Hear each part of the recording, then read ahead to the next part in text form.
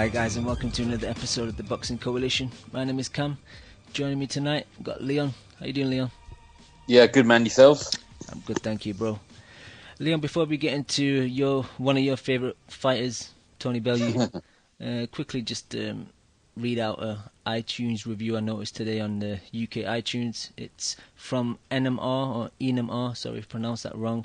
It's titled Unbiased and On Point, 5 stars, left on the 28th of September. Great podcast bringing together contributors from around the globe, loving the banter and characters on the show. Great up-to-date content and no bias, honest and to the point. Thank you, sir. Thank you for taking the time to leave that. We appreciate it.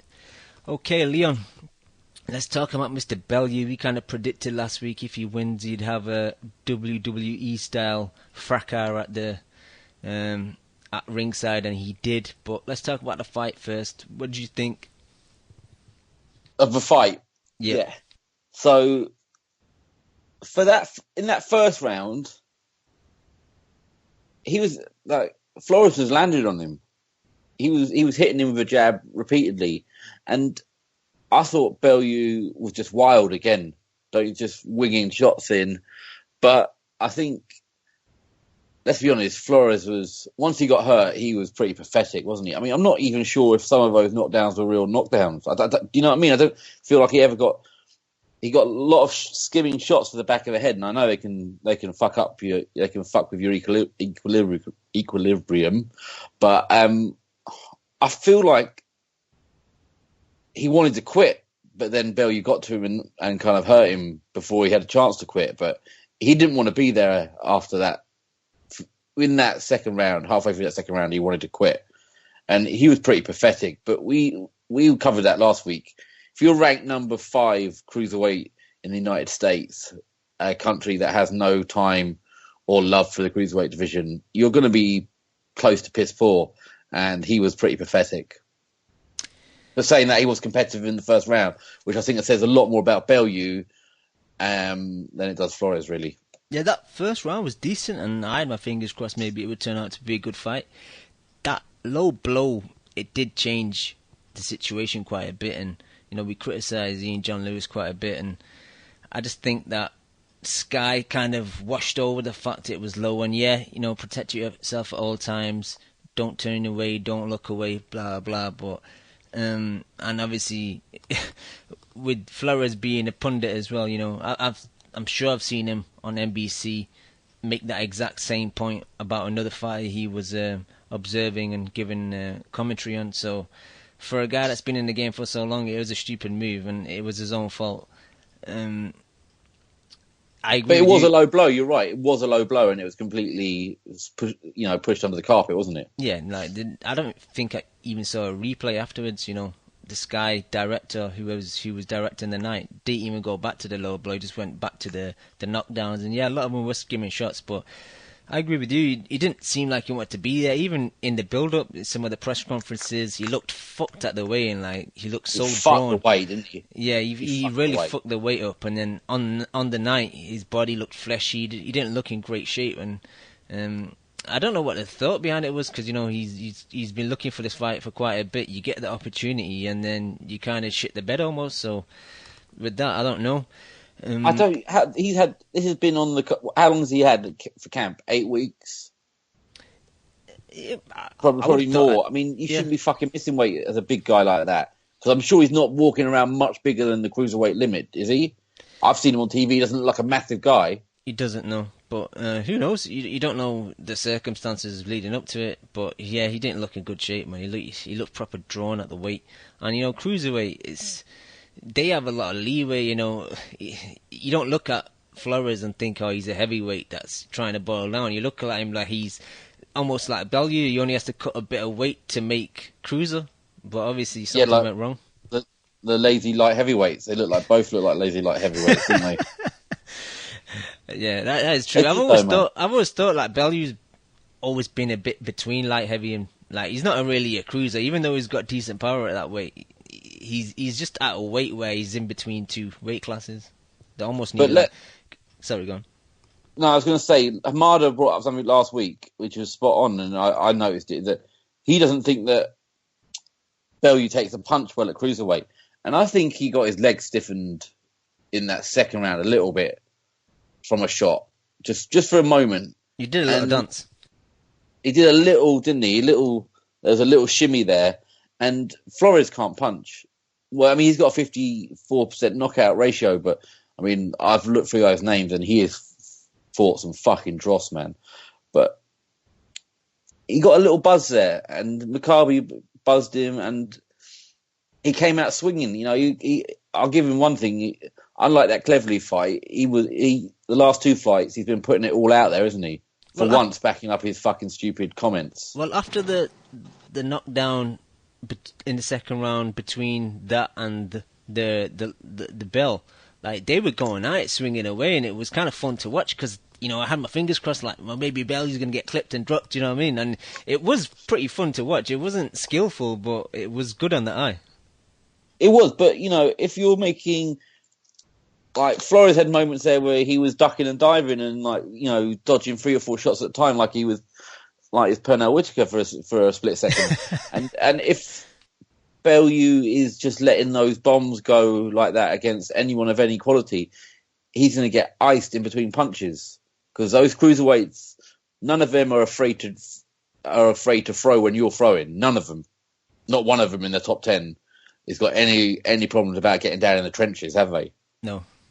So he's going to get fucking splattered by someone. Well, and you say that, but, you know, with all the fuck I would hate at ringside, can you see it being a situation where he steps up to like 210, you know, just into heavyweight and fights Hay, and then just retires off that, not even face anyone else, or gets retired off that? No, because I don't know. I could see that just being the cash out fight Hay, and then just retire after that. I don't think he's gonna try and unify or anything at cruiserweight, because I think Hearn knows better off. That's the most sickening thing about him, is he's talked about this belt for so long and this wanting to be I can't be I mean, some of those fucking horrendous promos that Sky was shooting. I mean, I always thought I was mentally strong enough not to self-harm, but I mean, I was pushed to the fucking very limit by that fucking program. But the idea that he was on this crusade to be this world champion, and then he's going to duck one of the most competitive divisions out there. He's going to duck it for a money grab against a man who's fought no one for fucking, 3 or 4... I mean, we discount those last fights, right? The ones on Dave don't count, because that's a comedy channel, and that's what those fights were. So he's fought no one in... So what was that, 4 or 5 years? He hasn't... You know, he's done nothing for it, and he's going to money grab that rather than duck. The thing is, Leon... He had a chance to, you know... If he says he's the best cruiserweight in the world, and if he drops that belt to fight Hay, he's what I always thought he was. Leon, the thing is, Hay versus Bellew for you and me is kind of win-win, because there's a possibility of 2 guys that we don't like getting knocked out. But do you know what it is, Cam? I don't want to see either of them get paid. Like I said to you off air, I had the misfortune of finding asbestos in my house today. I would rather lick that than see those 2 fight and get paid. Honestly, they're 2 of the most deplorable characters. I mean, that performance... I mean, we spoke about it, and then I was speaking to Andy from the Asylum on Twitter before, and I was like, Hay was in pure troll mode, wasn't he? He was just, you know, prowling around the ring like a proper troll. And Andy was going, yeah, you know it's coming. You know the WWE moment's coming. And fuck me, I was like, it's going to come, but it's not going to be that ridiculous. He climbed out of the ring. Yeah, it's professional sportsman. It's fucking embarrassing. It was pathetic, but you know what? A rare opportunity. My wife was sitting next to me while I was watching the fight, and she was actually enjoying all that kind of nonsense. So it kind of puts across that, you know, casuals do lap it up, all that nonsense. Even like for us as hardcores, we find it embarrassing, this sport. But it does bring all those casuals, and that's what they want. That's what Hearn wants. That's what Bellew wants, because they're the ones that are going to buy the pay-per-view. I know, and it's true. But the thing is, that sickens me about the whole thing is everyone goes, oh no, Bellew's misunderstood. He's a really down-to-earth, normal kind of guy. He's not. He's fucking showbiz. He's pure showbiz, man. That was like, he knew what he was going to do. That was fucking planned. That was not a gut reaction like he tried to make it out to be. That was a planned thing. Him and fucking Scheming Hearn probably just thinking, how do we make sure we get this fight? Because that's, it's going to do crazy money, right? Yeah, massive. Massive money. I just don't want to see. Do you know how it pisses me off? Is because everyone criticizes the belts, and we do it here. But this is the problem. When the boxers are the ones destroying the credibility of the belts. So what will happen is that kid Bradis, who's from Latvia, fought his way up, looks fucking very, very good. He will potentially have to fight for a vacated belt, which lessens everything about it. It's fucking horrible. Just so Bellew can make a payday for his kids, who he's always blaming and making him ill before fights. So, I mean, I don't want to see it. I want to see him fight Bradis in a proper fight. I want Hay to go away forever and never get back in the ring. I thought it was quite embarrassing how they treated Bradis, just like putting him on at 6 o'clock. It's like, no one's watching this at 6 o'clock. At least put him on at like 8, 9 o'clock. Oh yeah, but that proves it goes to a point that I've heard other couple of people say. I think the guys on the side said it last week. Like, is they're not interested in that fight because that was a little. We'll pay you. I bet you they paid him quite well. We'll pay you. We'll put you on the TV, but we're not going to fight you. Yeah. If they were going to fight him, he would have been not co, but he would have been on up the roster after. Yeah, he would have been on before Campbell, wouldn't he? Yeah, and he looked good. No, he did, but it looked good. Level of competition, but yeah. That kid wasn't a complete bum though, man. He could box, but he just didn't have the heart for it. Yeah, if you would have boxed him more, but we'll get to that. But surprisingly, on a Monday, we have someone special on the line. They call him Young Abu Dhabi. They call him Young Abu Dhabi in the city. Chemo. What's up, boys? Yes, Chemo. Chemo, you messaged me yesterday, said you were raging and you wanted to do a show. You wanted to get shit off your chest. I'm fucking raging hardcore, man. I'm not. I shouldn't even be calling in right now, but I just got off work and it's fucking late and I'm still raging, so I can't really sleep. So I'm like, fuck it, let me just call in for a bit. Rage away. I'm here to talk about some splits and some purse bids and some contracts, man. That's what boxing is all about. I'm hanging up on you then. Sorry. Yo, fuck my intro. What up, Chemo? What up, Puto? Fuck my intro. The only thing you are is a raging homo, but keep on. Hashtag raging homo. So what are we talking about, man? Bellew? Yep. Bellew. It was just a great show, wasn't it? I mean, David Hay just happened to be there, doing some ringside commentary. It's not gonna happen though, man. I don't really buy it. I think this is just some publicity maybe for Bellew.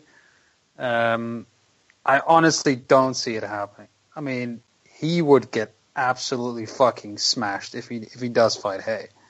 I mean, we can all agree on that, right? I do, but he said yeah. There's gym rumors that he made Bellew reckons he made Hay take a knee. Hey, but Leon, there was gym rumors that Cepeda beat the shit out of Mayweather, and we seen where that shit went. Oh yeah, I'm just supporting the facts, the stories. Leon, come on, man. Even if that were true, and I don't know when that was, maybe like 15 fucking years ago, but right now, Hay is pretty fucking physically big. He's accustomed to heavyweight, and even though he's an absolute cunt and we all hate him, he hits fucking hard, and he's a damn good boxer. And for Bellew is wide open, and he would absolutely fucking annihilate him with that right hand. So, yeah, I think. What? We were just saying it then, like, because he's so wide and wild with those shots. Any of the legitimate cruiserweights just ice him because they'll throw with him. He's so wide open. But he's got his plate full at cruiserweight, I mean, it's like you said, why the fuck are they talking about this fight when there's actually quite a few exciting matchups to be made at cruiserweight? Like this from a competitive standpoint, this makes no sense. Obviously, from a money point of view, it absolutely makes sense. But if he does do this, yeah, okay, how much is he going to make? I bet Sky can promote the hell out of this, and he's probably going to make quite a few mil. But his career will be cut short because he will be knocked out cold. And, you know, I don't know how he's going to recover from that. And also regarding the belt, even if they do it, like, how are they going to do it? Is he going to step out of cruiser, do some fucking bullshit fight at heavyweight, and then retain the belt and defend it after that? Or how do they see that? Can they pull that off without getting stripped? I think Hearn thinks he can pull it off without getting stripped. Because they can pay. Because let's be honest, Bradis is a fantastic fighter, but a no mark in the sense of his business. His business position, and we do love a bit of business in boxing. So they can pay him off with what, 100, 150 grand, 200 grand. He'll wait 6-7 months. Fuck yeah. Which is nothing compared to the money that they'll generate. He might be when able to Bellew starts with that shit. When Bellew starts running his fucking mouth on Sky News, you know. Like, yeah. Let's fucking hope they make enough so fucking he can get a fucking haircut. God, how corny was that line? Jesus Christ! I'll fucking smash you. It was scripted, that stupid haircut of his. Jesus Christ! Yeah, Bellew's. I don't know, man. Did it look like that crowd was a bit dead as well? I don't get the feeling that Bellew is that liked much in the UK, but also his hometown following doesn't seem that big, man. During the announcement. Liverpool's a fight city. Liverpool's a fight city, Chemo. Everyone keeps telling me that. It's a fight city. But it is. I'm not denying denying that. It is a fight city. Look at the Smith brothers, bro. Oh, and they're 12 tickets. Fuck off. No, but I mean, during the announcement, like when they announced Bellew's name, like in the introductions, I mean, it was pretty quiet. You know, I could hear like a couple of people like, yeah, and that was about it. Normally there's like a big, you know, like fucking pop from the crowd, but it looked dead to me, man. It's not like a night with AJ, is it? No, or even in Manchester, you know, like exactly. Even Crawler fights. I mean, they're nothing. This is nothing compared to that. It was. I just think it's Bellew's personality, man. I mean, I'm not from that region, but I just think that this guy doesn't really connect with the public, you know. I mean, they managed to get all these football fans out for the Everton stadium fight, but apart from that, I don't think that has a connection. No one ever called them out on only using half of that stadium. They only used half the stadium. That boxing ring was not in the centre of the pitch. It was in one of the fucking goal areas. So, you know, they used a third of the stadium for that fight. So it was a stadium fight? Yes, it was in a stadium. That's about it. Let's be honest. Well, Heard said he lost money on it, right? I don't know if that's true. Lols. Anyway, that's all I got. Fuck no, Hearn didn't lose. He never loses. He won somehow. Exactly. Jay, what did you? He's got a world champion. Jay, what did you think of the fight? I thought it was. I thought it was alright. That was kind of good. What the fuck's up with cruiserweights? Are fucking. Jesus Christ, they're fucking horrible. No body type shape. Motherfuckers got saggy tits, small arms, big belly. I don't know. It was good, man. I don't think he ever had him hurt like that, man. It just looked like the motherfucker was just waiting to cash his check, and that's it. Yeah. Just at Leon's point earlier, he said, you know, Bellew throws wide punches. I agree with that to a point, but I think he's got a sweet, like, tight left hook, because the last knockdown, Flores caught Bellew with a right hand, and then they both went to throw the left hook, and Flores actually started his sooner, but his was a lot wider, and Bellew landed his first, and it's similar left hook that he landed on Makabu as well. It is a sweet left hook. It's sweet, but before that, there was a lot of wide shots that he was missing with both hands. No, I agree with that. Yeah. It wasn't like it was pinpoint at any point. The finishing shot is lovely, and no one's denying that Bellew has, when he lands a sweet shot, he's powerful, and he can throw that nice. But it seems to be much more instinctive. It's all, like you said, it's when the other person's throwing, he throws it well. Yeah. If he's on the he's not so good. If he's got the guy on the ropes, I mean, the Cleverly thing was just, I mean, awful. That is a stain on British boxing, that fight. I feel like if he doesn't have immediate access to it, if the guy's not open for it immediately, he doesn't know how to fucking change the game up and set it up for himself. You know what I mean? Like, Flores was there to be hit, but you've seen it in many times. If Bellew has difficulty to set up that left hook, he basically like freezes and he goes on the back foot and he does some weird shit the whole fight and doesn't really quite put it together, man.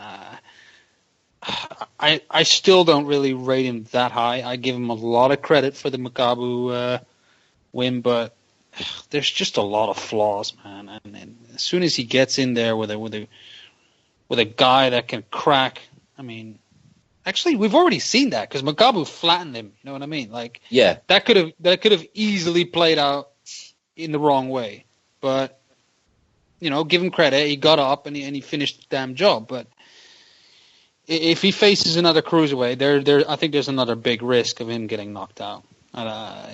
He better pick his opponents because he can be a volatile champion. Well, he's been dropped by light heavies back, so like his chin is risque, but I think he's got good, recovery skills. When he does get hit, he does get up and he does clear his head quite quickly. But yeah, anyone that's got decent power and throws straight punches rather than wide looping punches at cruiserweight is going to give Bellew big issues. But if he goes in there with Hayes is going to take his head off.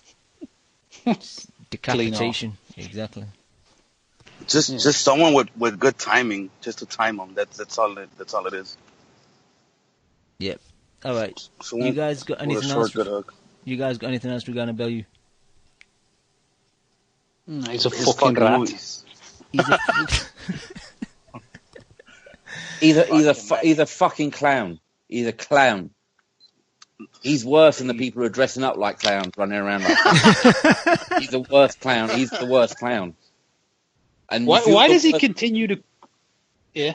If I'm saying if you're the worst clown, that's a fucking new low, man. Because clowns are the worst, right? Why is he always like obsessed with calling himself skinny fat? Like, what is that something to be proud of, motherfucker? You know what I mean? That's fucking retarded.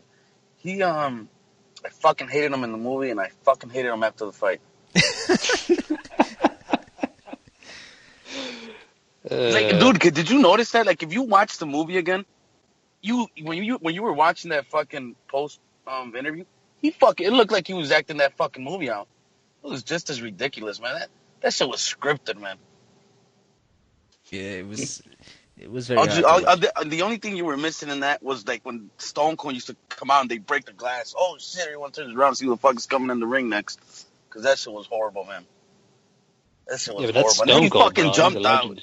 He jumped out the ring like, what the fuck was he gonna do? Imagine if Hay would have hit him with a fist. Jesus Christ! Hay would have killed him. They would have glassed him. He glassed me. He would have took it so literally, not Ricky Burns style. All right, Kimo, I know I was reading some of your messages during the undercard, and like I'm not going to talk about specific fights, but like I know you messaged during Rocky Fielding and said he was fighting an accountant, and just overall,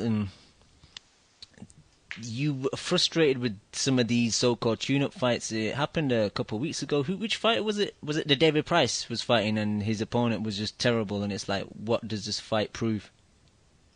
Oh man, it's been so many. I mean, this is probably not something new, but it's really getting to me. And it was David Price. I think it was that guy that Callum Smith fought as well. It was he was shocking. He was welterweight trash. Like Cam, I just need to get this off my chest because.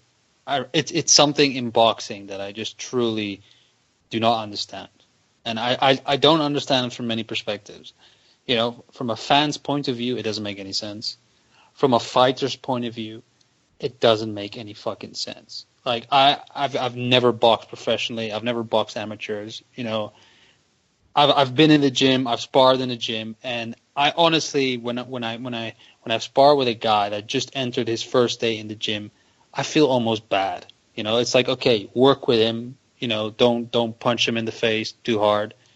You know, work together in the gym. You know this, Cam. I mean, you've even done a fight. If you would get in the ring with somebody that has literally no experience, because that's to me the equivalent level. You know, do you feel good about that? Does that give you confidence? And I can even relate this outside of boxing, right? If you are, let's say, Manchester United as a football team, and you're playing a fucking high school team, and you're absolutely smashing them, right?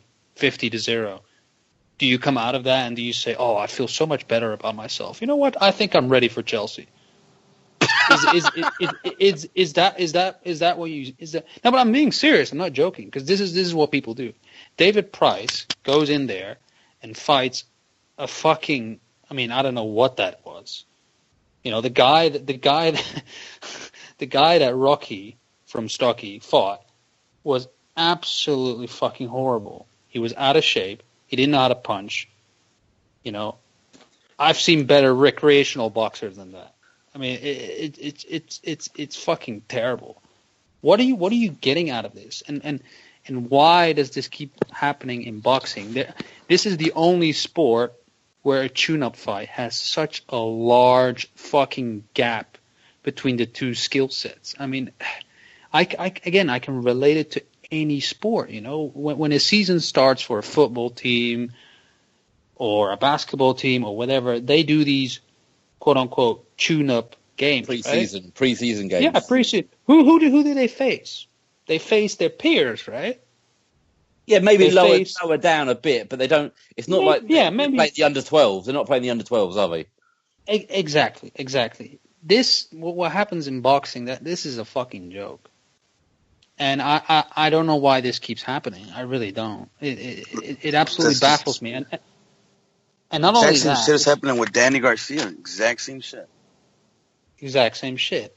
But I mean, I can name a laundry list of fucking fighters that are doing this. But my point is also, this is fucking dangerous. Why do we condone this? And why do people, you know, as fans also say, "Oh, you know what? He's taking a tune-up fight before he's facing Thurman." But let's be honest. What can Rocky Fielding have got from that he didn't get out of any good sparring? And boxers like to tell us that we don't know anything about sport. You know, we don't know anything about sport because we've never done it and all this shit. But your sparring must be better. And they say it's real in-ring experience. What was real about what Rocky Fielding went through on Saturday night?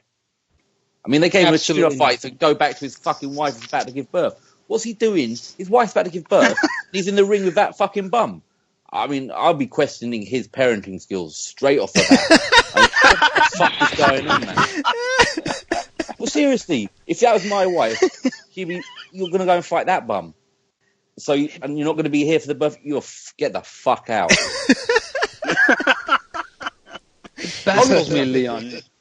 It absolutely baffles me. You know, it's like if LeBron James would dunk on a fucking high school kid, you know, and be like, "Yeah, you know, I feel good about myself." I don't understand why these boxers go on, also in the camera afterwards, get on the mic, and be like, "Oh, I'm building up my confidence." You know, no, you're not. Who is fucking telling you this? I mean, I do not understand that, right? Cam, you've been in the gym, right? When you have a day where you've gotten beat up by a guy that's better than you, you've had those days, right? Yeah. Hell no. Fuck you mean, Cam, you better check this motherfucker. Everybody that's fucking trained has had those days, right? And you come home, you feel pissed about yourself. Do you go in the gym the next day, pick out a fucking beginner, and beat the shit out of him to feel better about yourself? And then be like, you know what? I can take on the experienced guy. No. Nobody fucking... I mean, this is not the way the world works. I do not understand this fucking mentality. Hey, hold up, though, Kimo. Cam didn't answer back. Cam's a beast. Cam's got a jar full of souls at home. And a bum knee as well. And a bum knee. Oh. No, but seriously, Cam, come on. No, it's true.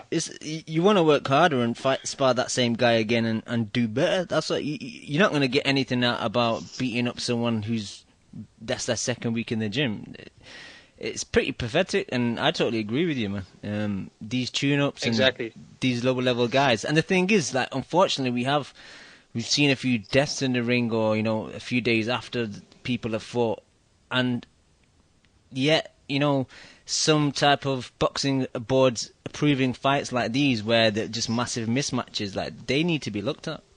But Cam, let's be honest here, and this is going to sound pretty cold, but we don't know what might happen to these fucking guys he brings over from places, from parts unknown in Europe. They might get beaten up by Rocky Fielding and go back and 2 rounds to go into a couple of competitive fights, and he might get hurt, but we're never going to hear about that story. True. So we don't know the damage that's being done to these poor fuckers. The kid should not have been in the ring with Rocky Fielding, and not because Rocky Fielding's good. It's because the kid wasn't good enough, and it's immoral for your matchmaker to put a guy in that big disparity. Rocky Fielding is not Conor Benn on his 8th fight. Rocky Fielding's nearly 20-1 or something like that. He has no business fighting these guys. There must be. Give us a lower level British guy. There must be someone who can be reasonably competitive so he can learn something. It was a waste of time, and more to the fucking point, it was on my fucking TV. Yeah, I disagree, mate. Those fights are get out of town. Very important. Builds confidence. You know, ring rust. Very important. Get the fuck out of here. There's nothing like fighting under the lights. You know, it's invaluable experience. That's the line, fighting under the lights. That's the line. I forgot about that one. Oh, bullshit, Jesus. man. Fucking hell. You know, it's just a bag of shit, innit? I mean, like Haymon said, you don't see Man United play Man United under 18s on live on television. If they do, they let the under 18s train with them in training. I mean, that's what should happen in sparring. I mean, you should get little amateurs sparring with you, and, you know, professional novices spar with you, so you can build your confidence. But I don't know, man. These guys, they're finding from Eastern Europe, these journeymen and that, they bring over on like 2-3 days notices, and then putting it live on television for the world to see is like disgraceful, man. But and they tell what can you do in it? Like, that's what they're gonna do because it works, innit? It's boxing, innit? Like, it's a flawed sport, innit? It's a flawed sport. They get to do what they want, basically. Even as the boxer, man, I mean, you gotta feel like shit, man. Like, come on, it's like, dude, I got 20-something fights. Is this what the fuck I'm facing? It's like, I wouldn't even feel bad. Like, what the fuck, man? I don't know, man. But King Jay, that's my point. They don't seem to feel bad when you stick a camera in their face. You know, these guys are actually. I mean, I wouldn't be able to look myself in the mirror if I beat the fuck out of somebody who's like much smaller and less talented than me. Like, I mean, that's bullying to me. You know what I mean? That's just. Plain bullying. No, it is. Quillen nearly killed that stripper in the ring and celebrated that win. Good example. I mean, that was a horrible fight. I mean, that was scary, wasn't it? And that kid was in the floor for a long, long time. I mean, that Paul was Smith in the 6th rounder. That could have been. I mean, that's you put that out on the street and you're doing time. Kimo, you said to me a quote of Jenny Nelson's just after the fight with Rocky Fielding and the accountant, and he said something like, Rocky did good to get the guy out of there before the fight got messy. Yo, I must say, man, Johnny Nelson is a fucking snake, man. This guy is just... He also said, it was a good performance. He was professional. I mean, what does that even mean, you motherfucker? Like, seriously, man. You know what the thing is? That's a professional. Yeah, go ahead. The only time, like, a mismatch like that could be acceptable is, like, when they've earned it. Like, for example, you know, you see at the World Cup, you see teams like Brazil play against, I don't know, Panama or one of them. And they go on a little run, win 2 games. Make it, but at least they qualify to the competition. Like, these guys are so not even qualifying. They're not even, like, for example, someone like, what's that guy's name that beat, what's his name? The guy that he was headbutting him because he couldn't punch with his hands. What was his name? Ortiz? No, in Britain, man, in Britain. Saunders. Oh, Yeah. Brad Saunders, he got beaten by that little French kid could fight though, man. Yeah, like if he gets a fight with someone now, then that's acceptable because at least he's qualified. He's beaten someone. Do you get what I'm trying to say? Because he's probably regarded as a journeyman out there. Do you get what I'm trying to say? But Hearn doesn't bring him back after he beat one of his boys. If he loses, if one of his boys gets upset by a B-side, that B-side ain't never coming back on the show. It's bullshit, man. They love a Rebrassi, don't they? We beat up Rebrassi. He got beaten Rebrassi 8 times. World-class operator. Well, Kimo, quickly before we get Hamada's thought on Bellew, and I know Brian King's jumped on as well. This whole Sky thing, because we always used to clown you for, being a big Sky supporter. And that's what. Yeah, good shit. Can bring that up. And I think you've come to the conclusion now that you weren't really a fan of Sky as a whole. It was more just hauling and what. Is that fair to say? Yeah, that is absolutely 100% correct, and I've realized that myself as well. Casual. I mean, I'm a fucking casual, but you can say whatever the fuck you want, Bummy, but those two were the greatest, and this fucking shit show that you've got now is just absolutely fucking hideous, man. I mean, Frotch is... Oh my God. Nelson... You just mad. Terrible, man. Fucking terrible. And Adam Smith tweet him to give you your soul back so you can fucking enjoy the fights. Kimo, the thing is, I want to disagree with you and say, nah, man, I still hate hauling and what, but after all those years of me, discrediting them, disrespecting them, but I do prefer them over this new setup of rotating commentators, and I think Frotch is awful. Smith is okay, Paul Smith's okay, but Johnny Nelson, when he's doing commentary, he's terrible. Caldwell jumps in on a few cards. It's just, I think there's no structure. It was nice knowing before that you'll have hauling, you'll have what, and on some big occasions you might have Paulie Malignaggi, but now it's just got out of control. But you know what it's like, Cam? It's like, you hear these, this is going to sound really kind of not great. People might not like this, but, the abuse, someone's in an abusive relationship. It's like we're going back to our abusers. Oh, no, we don't like this. I'd rather they hit me. That's me and Sky. Yeah, it's like we're in this horrible, weird relationship where we're like masochists. We love the abuse. That's you, Leon. Bro, if you got something to say that's going on at home, keep that shit to yourself, bro.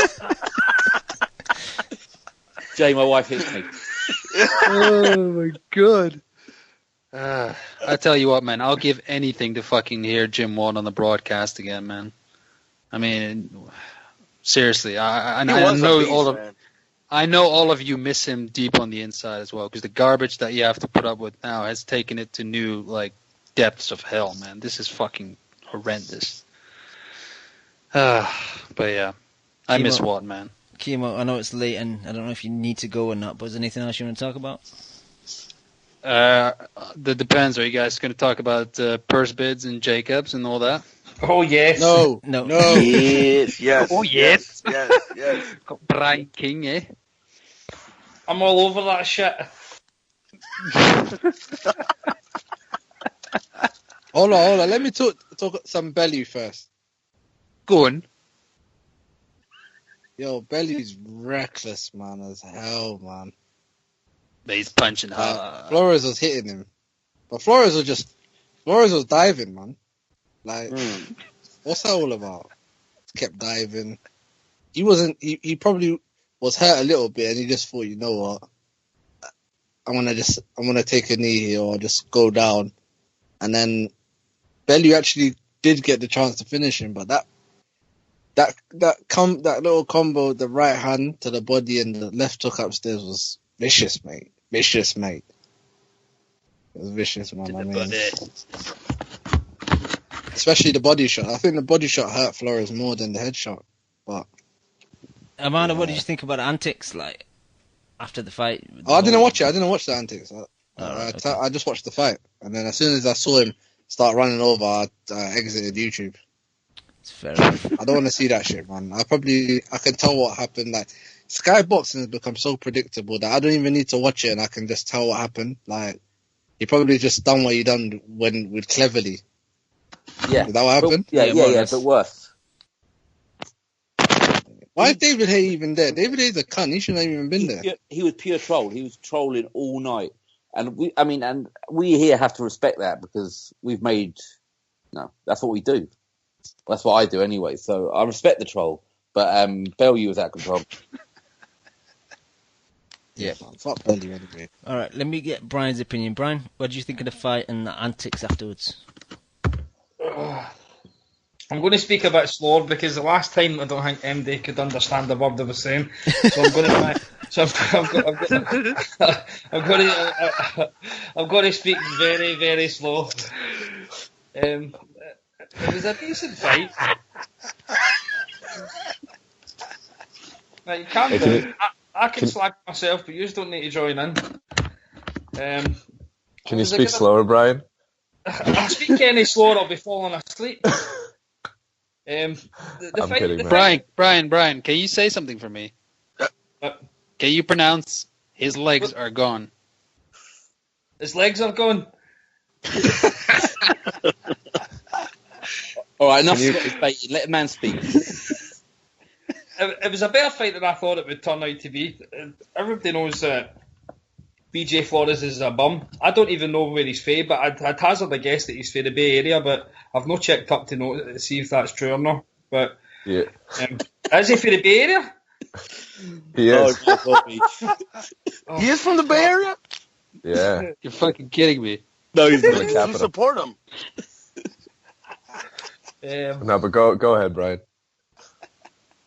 But it was just, I don't know if Flores tagged Bellew and he just didn't feel any punches because it just became totally reckless after that. But it was a decent fight.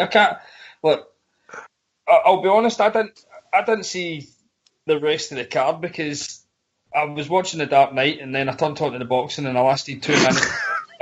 Dark Knight? That shows you how much I hate boxing. So Dark Knight's a great movie. That's a great movie. I lasted 2 minutes of Cal Froch and Paul Smith talking absolute garbage about fucking Dodd, as if like Dodd was some sort of. Basically, they were trying to make out as if Dodd was like the hybrid of Chavez and Gatti. Oh my god! Sounds like a Nauta comparison. Now it's comparing the 87th flyweight to Chavez Jr. or Chavez Sr. and fucking Good Floyd Lord. Mayweather. So I just ended up falling asleep at that, and what I woke up to was like John McDonald absolutely fucking screaming at the top of his voice like Tony Bellew, and that woke me up. So I got to see that fight. It was a decent fight, but the thing after it, I actually wrote stuff down because I was going to go on a mad crazy rant, and I didn't want to forget because normally when I start kicking off, I can't remember half the stuff I was going to talk about. But you know what this is with Bellew? This is basically what Kell Brook done. Like, Kell Brook fought nobody for fucking years and eventually won a belt.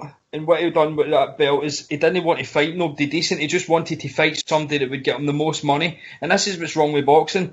Nobody just I know we can throw the word legacy about here as if it means something, but it probably doesn't anymore because everybody's just money greedy bastards. But they won a belt. And let's be honest, Bellew's win for the belt was decent, right? But at the end of the day, it was a vacant belt. He didn't take it off no fucking champion. He didn't. He could have went and got other champions. He could have fought the other champions, but he didn't. He went for that vacant belt. That was an opportunistic move for him, and it worked out well for him. But the easy fight that could be made is Usyk. He's not going to win that, right? And I don't care, right? And we're going to obviously come on to this with this purse bid shite, right? I do not care what boxers make. I'm not interested in it. They could go bankrupt for all I care. I pay my Sky bill so I see decent fights. That's all I pay for. I don't fucking pay to see somebody go in retirement. I don't care if people are, you know how they were like, this is his first defence, he's entitled to an easy one. No, he's fucking not. There is absolutely no rule book that says you're entitled to a Thank you. I fucking hate that shit. Right. I fucking love that statement. Thank you. And one more thing, Brian. You know what's even fucking worse is like you just mentioned, if you legitimately got that belt off of someone else by beating a quote unquote champion, which I don't even know what a champion is anymore. But if you get a fucking vacant belt, you don't deserve jack shit afterwards. Yeah. No fucking tune-up, man. I swear, and that's a bigger problem. I wanted to bring that point up a long time ago. I really want someone to break down all of these fucking quote-unquote champions and see what the percentage is like nowadays of guys who actually get their belt from beating a former title holder and those guys who just get vacant belts. Because it has to be trending upwards. And Bellew is in a division where they've been making good fights. In that cruiserweight division, those guys, because they're not so big, it's like the smaller weights, they're making good fights. But now he's bringing this fucking Sky bullshit into a division that we were all happy with. No cunt might not have been watching it, but we were happy with the fights we were getting, even though they were on dodgy Russian streams. But we were more than happy with what was going on in that division. We don't need this shit in there, man. No, but... I have actually wrote stuff down here just so when I start losing the plot, I can remember what I'm talking about. Can you talk about Dark Knight if you have a chance? The amount of times I've actually seen that film, I'm a massive Christopher Nolan fan, so I could probably fucking get through every one of his scripts. So it's epic. You know what we should all do? We should also do a live pod one night where we're watching The Dark Knight and we can talk about it and talk about how good the Joker is in that film. Hey, I'm game. I signed me up. I'm game too, man. Let's do it Friday. Yeah. He does play a real great role. He plays Chemo special, The Dark Knight. Yeah, and then we can do Westworld for about half an hour, if you don't mind. Not a problem. Right, so we get back to Bellew so I can kick off a bit. I can remember after he won the belt, he was talking about that the only way he's going to fight Lebedev if Lebedev comes over here because he's got the WBC belt, he's the proper champion, he's the money fight. Now, that's absolute complete bullshit because there was only 7,500 people in that arena at the weekend, right? And the Echo Arena isn't even a big arena. It's like maybe 10,000. I've been in it, and it's not a big arena. It didn't even sell out for a world title fight, and there might be Scousers listening to this, right? But Liverpool, for as many fighters it produces, do not back their fucking fighters. They never ever turn out for their fighters. They very rarely ever. Bellew at 17,000, right? So he's not bringing the money here, and all he's doing is he's won a belt like Kell Brook done. He's targeting the easiest fight with the most money, which is what Kell Brook done. He targeted Amir Khan for years, regardless. And what did he do after that? He seen that the Golovkin fight was going to pay him decent money. He knew he was never ever going to win it. It was never going to be a competitive fight. And I'll hold my hands up in case people fire in here. I did go to the Golovkin fight. I went to the Golovkin fight to see one of the top fighters in the world, right? It's not because I thought the fight was be good. I turned into a casual that night just so I could see somebody that I'm never going to normally see. But I can get a ticket for the Bellew Hay fight easily, right? And I fucking sure as hell I'm not going to that. I'm not interested in going and paying for shite that I know all it is just basically somebody that's carving up that this fight, turning it into the WWE just so they can hype this fight up. And now I've got people on Twitter. I mean, I've not been on Twitter for a couple of weeks. I don't post nothing, right, because there's too many casuals. And every time that a Joshua fight is about to happen, I fucking go dark because I can't deal with it. His fans are just ridiculous. So he's just kicking off now. Going to try and make this fight. We all know this. I will put money on it that Bellew does not last longer than Audley Harrison against Hay. Hay will absolutely fucking annihilate this guy.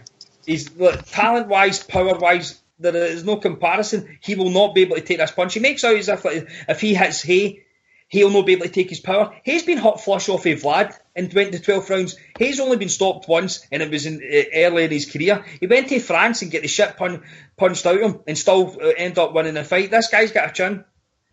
So, and the last fight, Bellew turning around and saying that he's done things that Hay could only dream about. He unified the fucking cruiserweight division and went up and won a belt of heavyweight. He is a pure glue bag.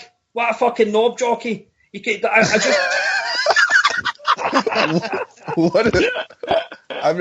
never heard of those words in my. Yeah, I've never heard of either of those words in my life. Matchroom just can't let you enjoy something. They always have to fucking ruin something for you. You can't just enjoy Bellew.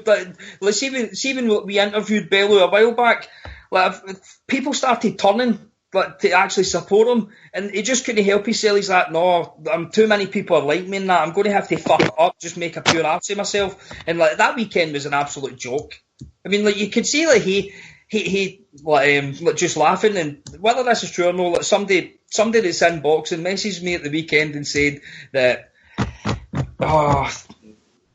somebody Smith, I can't remember his first name, he's like one of fucking Eddie Hearn's right hand men. They've basically orchestrated this for the past week because they knew Hay was going to be there. They got Hay there. They knew like Bellew can fucking say stuff off the cuff. They've orchestrated this for the full week running up to that, for this sort of happen after the fight, to just hype this up. Frank Smith, that's his name. So, fuck Eddie Hearn. Dan, did you see the fight?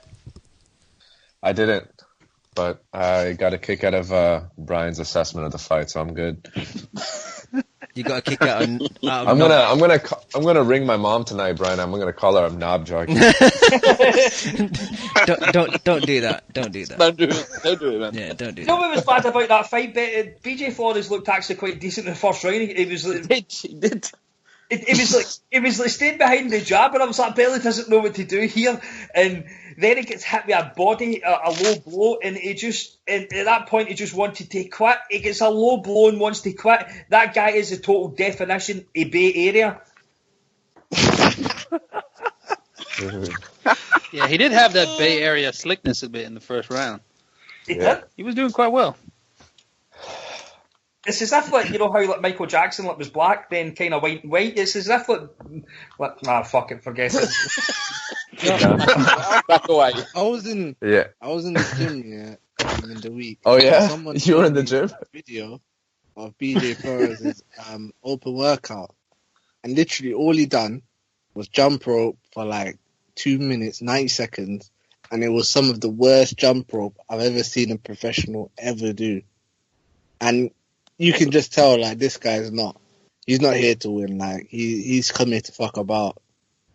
Like, it was awful, honestly. He done no shadow boxing, no pad, nothing. He just done a little jump rope. Terrible jump rope, by the way. I mean, I reckon I could do better, but I don't know, man. He was a joke, man. And then in the way, and he had his cock out. I mean, fucking hell. I know, like, Leon, you're my boy, but I'm not going to forgive you for sending me that picture. Yeah, that was some fucked up shit. That was fucked up, man. Look, I was not happy about that. That was burnt into my retinas, so other people had to suffer my pain. And unfortunately, it was you lot. I want to know how the fuck you kept that on your phone, Leon. I didn't delete it. I got it from somewhere else. Fuck you, J-Man. The first time, It's in the cloud. It's in the cloud somewhere. My screensaver. Bellew and Co were saying BJ Flores has no balls. I mean, I guess he showed them what he's got. That's a low blow, man. Oh, come on. That's enough. But yeah, I'm stalling here. I'm just trying to not get us kicked off out of the airwaves. Yeah. Can we move on to? I don't think this is a healthy discussion. I think we should just move on, guys. Yeah, let's move on, actually. Well, Chemo's on the last. Let's talk about the fencer. Let's talk about Dirty Derry and Luke Campbell. Give us your thoughts, Chemo. Ah, man. I was expecting a violent soul-taking from Dirty Derry, but he disappointed me, man. He proved that thing I said a long time ago, that he's kind of a fucking bum. But, I mean, the thing about Campbell, man, again, I don't really take into account too much of what he did, but how the fuck can you start talking about a world title shot for this guy? Like, Hearn is just shameless, man. I don't want to see this fucking guy do anything until he rematches Mindy. And then we can fucking talk. Because he doesn't look any different. He just beat up a guy that's over the hill, basically, and never was that good anyway. And then all of a sudden you go from that to a world title shot. Don't fucking get it. Campbell looks exactly the same. The one thing he did do well was body shots. I was a little bit impressed with that, but he still has that same style, and I still see that he just, I don't know, I still see that same vibe with him. You know, he just lacks that heart, that professional grit, and I think he's there for the taking. But I'm not quite sure who Hearn is talking about when he wants to get him a world title shot, but they better fucking pick carefully. I know, Corolla's got no belts. I mean, Chemo, he is trained by that Cuban coach, and he's basing himself out in Miami. So He's taking the sport a lot more seriously. Yeah. That coach that got Amir Khan iced. Jorge Rubio. Wait, who's he training with? Jorge Rubio. Rubio, yeah. The great Jorge Rubio. The Who Cuban the fuck school. is that guy? The Cuban school. Fuck is that? Cuban Look, School of Boxing. He taught Rigo, Lara, all of them, all they know. They gave Bay Area Boxing the blueprint. So he's gonna fight like a bitch. Okay. I thought Campbell looked better, to be fair. I thought he was sitting down on his punches a bit more. But Derry, God bless him, he's done it. I like Derry. But Leon, I thought he had world class power, man. I thought he would give him the touch of death. You know? He didn't have a chance to unleash that hell like Tommy Coyle faced. Was Derry Mathews signed to MGM when he knocked out Tommy Coyle? Because he might have... No, well, there you go. There's your exact reason why he lost there, isn't it? That's why he couldn't take the body shots, man. He's been partying too much in Marbella. I watched that fucking curse. Coincidentally, I watched another film yesterday. It was Veronica Guerin. Have any seen that? No. Right, basically, well, I'll tell you that. I'll tell you this because it kind of ties in with MGM. It's about a journalist.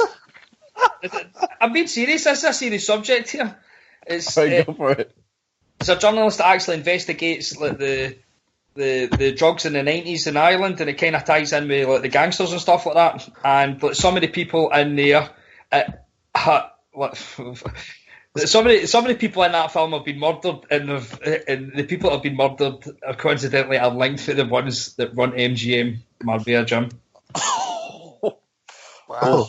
This is a serious organisation, by the way. I never ever say anything bad about them. They're the only people I have never stroked in my life. So, but they're getting powerful, aren't they? Oh, they seriously get some amount of money to back up that. They're going to be serious players because they've now got Michael Conlon, who's now with Top Rank, so they're expanding to America. and they love Sky love Macklin. You could see them getting a share of Eddie Hearn's promoting deal at some point. Macklin's a great commentator. I would honestly have Macklin before Paul Smith. I would never have 100%. I would never have Paul Smith anywhere. I wouldn't even allow him in the arena if he's fighting. He would just be sent home. No, you're not fighting. Go home. But you're a hater, bro. No, stop it, Timo. Hey guys, I enjoy Paul Smith about body shots. How much of MGM's? How much of the revenue comes from the gear that they sell online? Well, about their t-shirts or are we talking about other things? Just no t-shirts. You can tell when I'm nervous, like when I kind of try to skirt through the conversation here because I never kind of swerve anything here, but I'm trying to move away from this. Yes, get away. Yeah. Move away from that. All right. Next fight. No, Derry Mathews. I'm surprised that he gets stopped. I didn't think Campbell had the power, even if he was going to the body. I didn't think he had that sort of power to do that. But that's what it is. I can remember 18 months ago, was it? Maybe not as long as that. Like people were saying that they were going to feed Ricky Burns to Luke Campbell, so Luke Campbell had like a name on his resume, and then he loses to a bum. But the moral of that story is that Ricky Burns is God. I agree. So what do you think, Cam? Did you think he looked good? I thought he looked all right. I side more on your side. I think he looked decent. I'm surprised he started so quickly with the body shots. I thought he'd be more up top, but he did it against Mendes. He was doing the jab to the head, straight to the body, straight left to the body. And he was using a bit more lateral movement as well. I thought he was countering with the left and spinning off the front foot to his right, and he was countering with the right hook as well. And as you said, Leon, sitting down on his punches a bit more because those body shots, he was digging him in pretty well, and you could hear it, through the TV at ringside. The microphone's picking it up. Like they were really digging in, and he was kind of throwing. Paul Smith said it's like almost a screw shot upwards, so it was like uppercut to the body. And yeah, I thought he looked good. Bit premature talking about world title shots. I agree with Kimo. Maybe that Mendy rematch. I read on Twitter they were saying maybe they offered Mendy the rematch and he wanted more money. So I don't know if that's true or not. Maybe it is because sometimes when guys come over and they get the win, they want to be paid a bit more handsomely than they originally got. So that could be understandable. But I think he needs to get that ghost out the closet and right that wrong with that loss and then move on to maybe a world title. The problem with look Campbell. It's the problem with mostly Matchroom's fighters. To be honest, there isn't a bad champion in that division, and most of the top 10's pretty strong. So it's not as if they can do the normal where they can try and weasel their way into like a soft title challenge. So and he's going the Linares route, which I think's absolutely crazy. But I think they would rather not go near Flanagan for obvious reasons. They don't want to go for Zlatan Cannon. And who's the other one? The big tall boy? Robert Easter. Robert Easter. Bartholomew? Easter. Is it Easter? Yeah, he beat Comey for the vacant IBF. Oh, right. Sorry. Yeah. Right, the athletic one, right? Yeah, the good mover. But so you're right. So even if there's a kind of final eliminator, it'll be against someone good if it's done properly. Could you see Hearn just kind of waiting, like biding his time a bit, waiting for an easy spot to open and then pounce? Just give fucking Campbell 8 rounders in Hull and 8 rounders on bigger cards, just waiting, biding his time. I think that's what they're trying to do with Josh Warrington. I think they're banking on Lee Selby really struggling at the weight that much that he's going to have to go up without getting that fight. So I wouldn't put it past them, and maybe they'll do the exact same way Flanagan, where he's massive. So they might be kind of holding off for that as well, because the WBA they'll accept any old cash, won't they? So it's possible, but I don't know. Look, Campbell kind of comes across to the guy that he'll take a hard fight. It's not like if he's offered it, he'll take it. You know how maybe with Joe Gallagher, he'll bide his time and hold off until he gets a money fight. But I think Luke Campbell, if he was offered the Linares fight or something like that, he would take it. I quite like Luke Campbell. I don't want to shit on him because it was only last year I was turning around and saying that him versus Verdejo was going to be for all the belts in a couple of year time. So.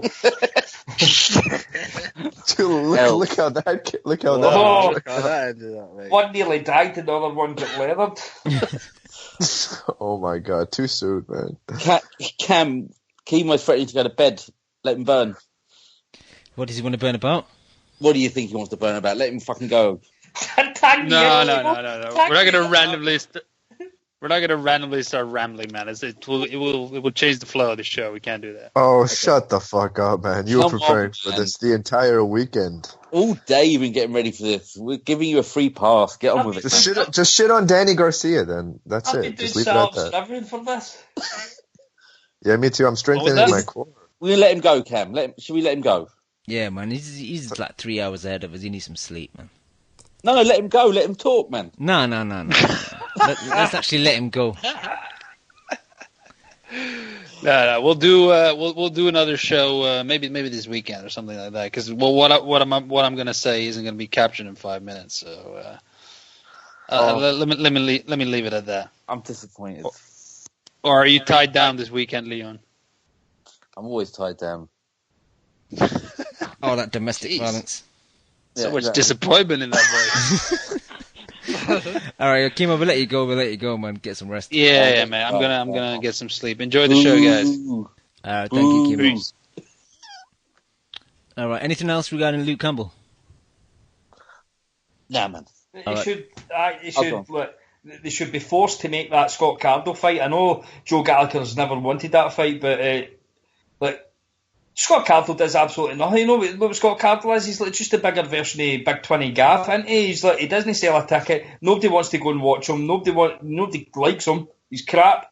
So just make Luke Campbell his next defence, because I think Luke Campbell's I don't think you can get a mandatory for the British, can you? And if you can, Luke Campbell is that guy. He's the ranked. So they're trying to split it to make him take a shitey WBC belt. So make that fight. That's a should be decent the fight. fight. It's a good Aye. fight. Make that fight. But And then- Gallagher won't let it happen. He ducked it in the weekend before, saying He that ducked- Ardell. He ducked a rubber match with Dodd as well. That's just the mentality. I'll give Cardo his credit.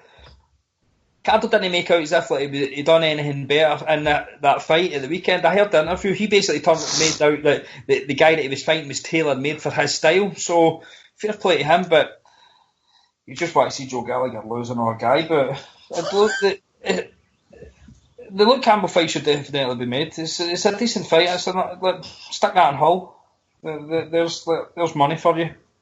Yep. Undercard. Ryan Farag versus Ryan Burnett. It was quite competitive for the first 6, but I thought that Burnett took over and Farag just started looking for single punches and just counters. It was majority on the back foot for most of the fight, and I was impressed with Burnett. It's probably his most convincing performance for me. Only thing I maybe could improve on if I was his team is just look for a few more angles. He was a bit too straight on. Everything was coming from one direction. Maybe just step aside, look for the uppercut to the body. Just change the angles a bit. But apart from that, I thought it was a very good performance from Burnett. Farag, like I said, competitive for the first 4 or 5 rounds, and then just started to fade away a bit. Wasn't throwing as much, just lying on the ropes trying to throw the counters, but wasn't really effective. But for an undercard fight, it was a decent scrap. Yeah, I think he looked good, but I think they were. I mean, what was Johnny Nelson saying? It was like the best performance he'd seen from a fighter in 4 or 5, some ridiculous statement. They're really bigging this guy up, aren't they? And I like him; he can fight, but they have gone. Well, you can see their plan to go back. Deep, man. They've gone deep on him, haven't they? You can see their plan to go back to Ireland. That's what it is. Because I think even Smith mentioned it at ringside, we need to get this guy in Ireland, get him on a card, and it's like, well, they're doing that thing again. Where Hearn was trying to go to every biggish city and have regular cards. Like the Newcastle one fell apart with the Saunders just losing, and he's only really got Manchester, Liverpool. Birmingham's a bit shady now when Edgington lost, and London really. So I think they're trying to branch out back to Ireland again, because they were trying to do it with when Macklin fought Highland and he got evaporated. So since then they're not really gone back to Ireland, but trying to open up those opportunities to make a bit more money. One thing I'll quickly say, and some other guys can have a go, but Farag got iced by a European level guy in 3 rounds in his last fight. So the idea that David Hay was saying that was a world-class performance is stretching it a little bit too far. The kid's good, though. He's young as well. He's young. He's good. So I'm not going to shit on him. It's this thing again. It's just they always have to go too far. They can't just leave it. Yeah. This kid doesn't need to be overhyped yet. It's just let him get on with it and say, yeah, that was a solid performance. Went 12 rounds with a good kid. But they were trying to suggest that we saw some kind of masterclass. No, they always do that, but it was quite hilarious, with this new format was when the boxers come and talk to the ringside presenters, and yeah. Burnett looked tiny compared to him. So small.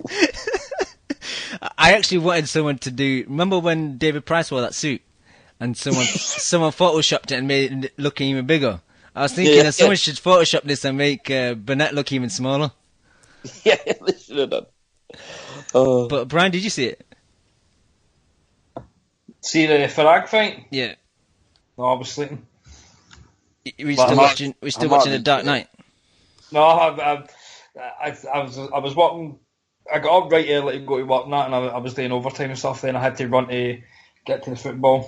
By the time I was shot to shit, no lie. I got to about 6 o'clock and I was absolutely hanging. So I missed a fair chunk of the fights, and to be honest, I didn't really want to see most of it anyway, because Paul Smith and Cal Frochak, it's hard getting through fights when people that are on the microphone talking absolute garbage.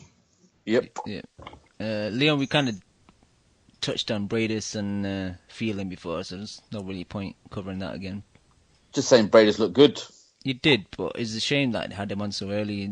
In the UK, Sky had a split, so between 6 and 8 they had the undercard on one channel, and they went over to one of their main channels at 8 p.m.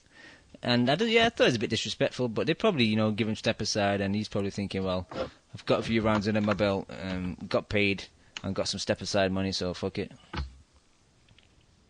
No, but I don't agree with that either. Like,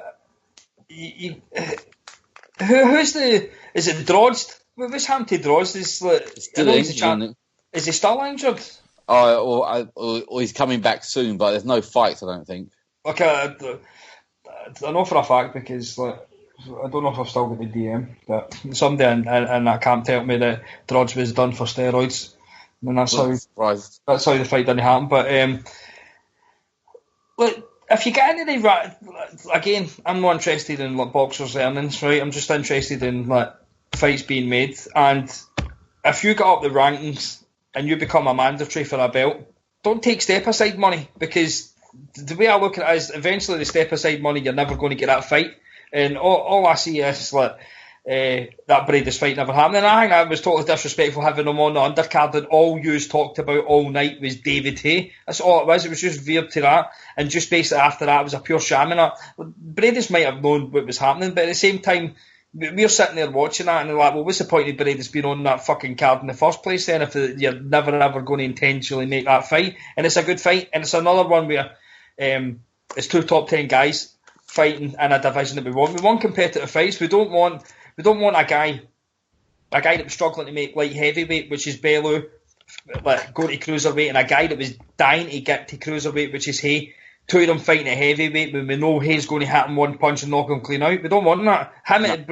Bellew and Brady's would be a decent fight. It would be I think people maybe overrate Brady's and underrate Bellew. Maybe I think they do, but it'd be a hard fight. It'd be a good fight. It's the fights that we want.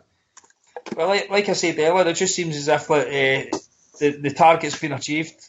He won the belt, and all it is now is that cash out fight. It's we had it with Brook, we had it with Barker, we're getting it with Bellew. Yep.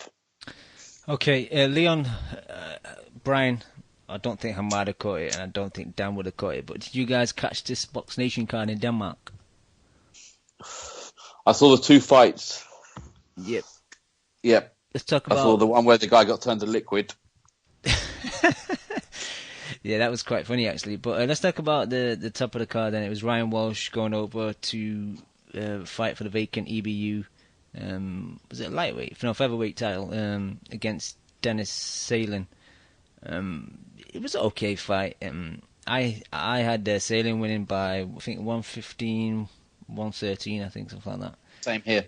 Yeah, he just pipped it. I think Walsh, Barry Jones is, I think, so good on the mic sometimes, and he made that point that Walsh was waiting for the big punches, and he did it against Samir Manubi, and he did it again and again.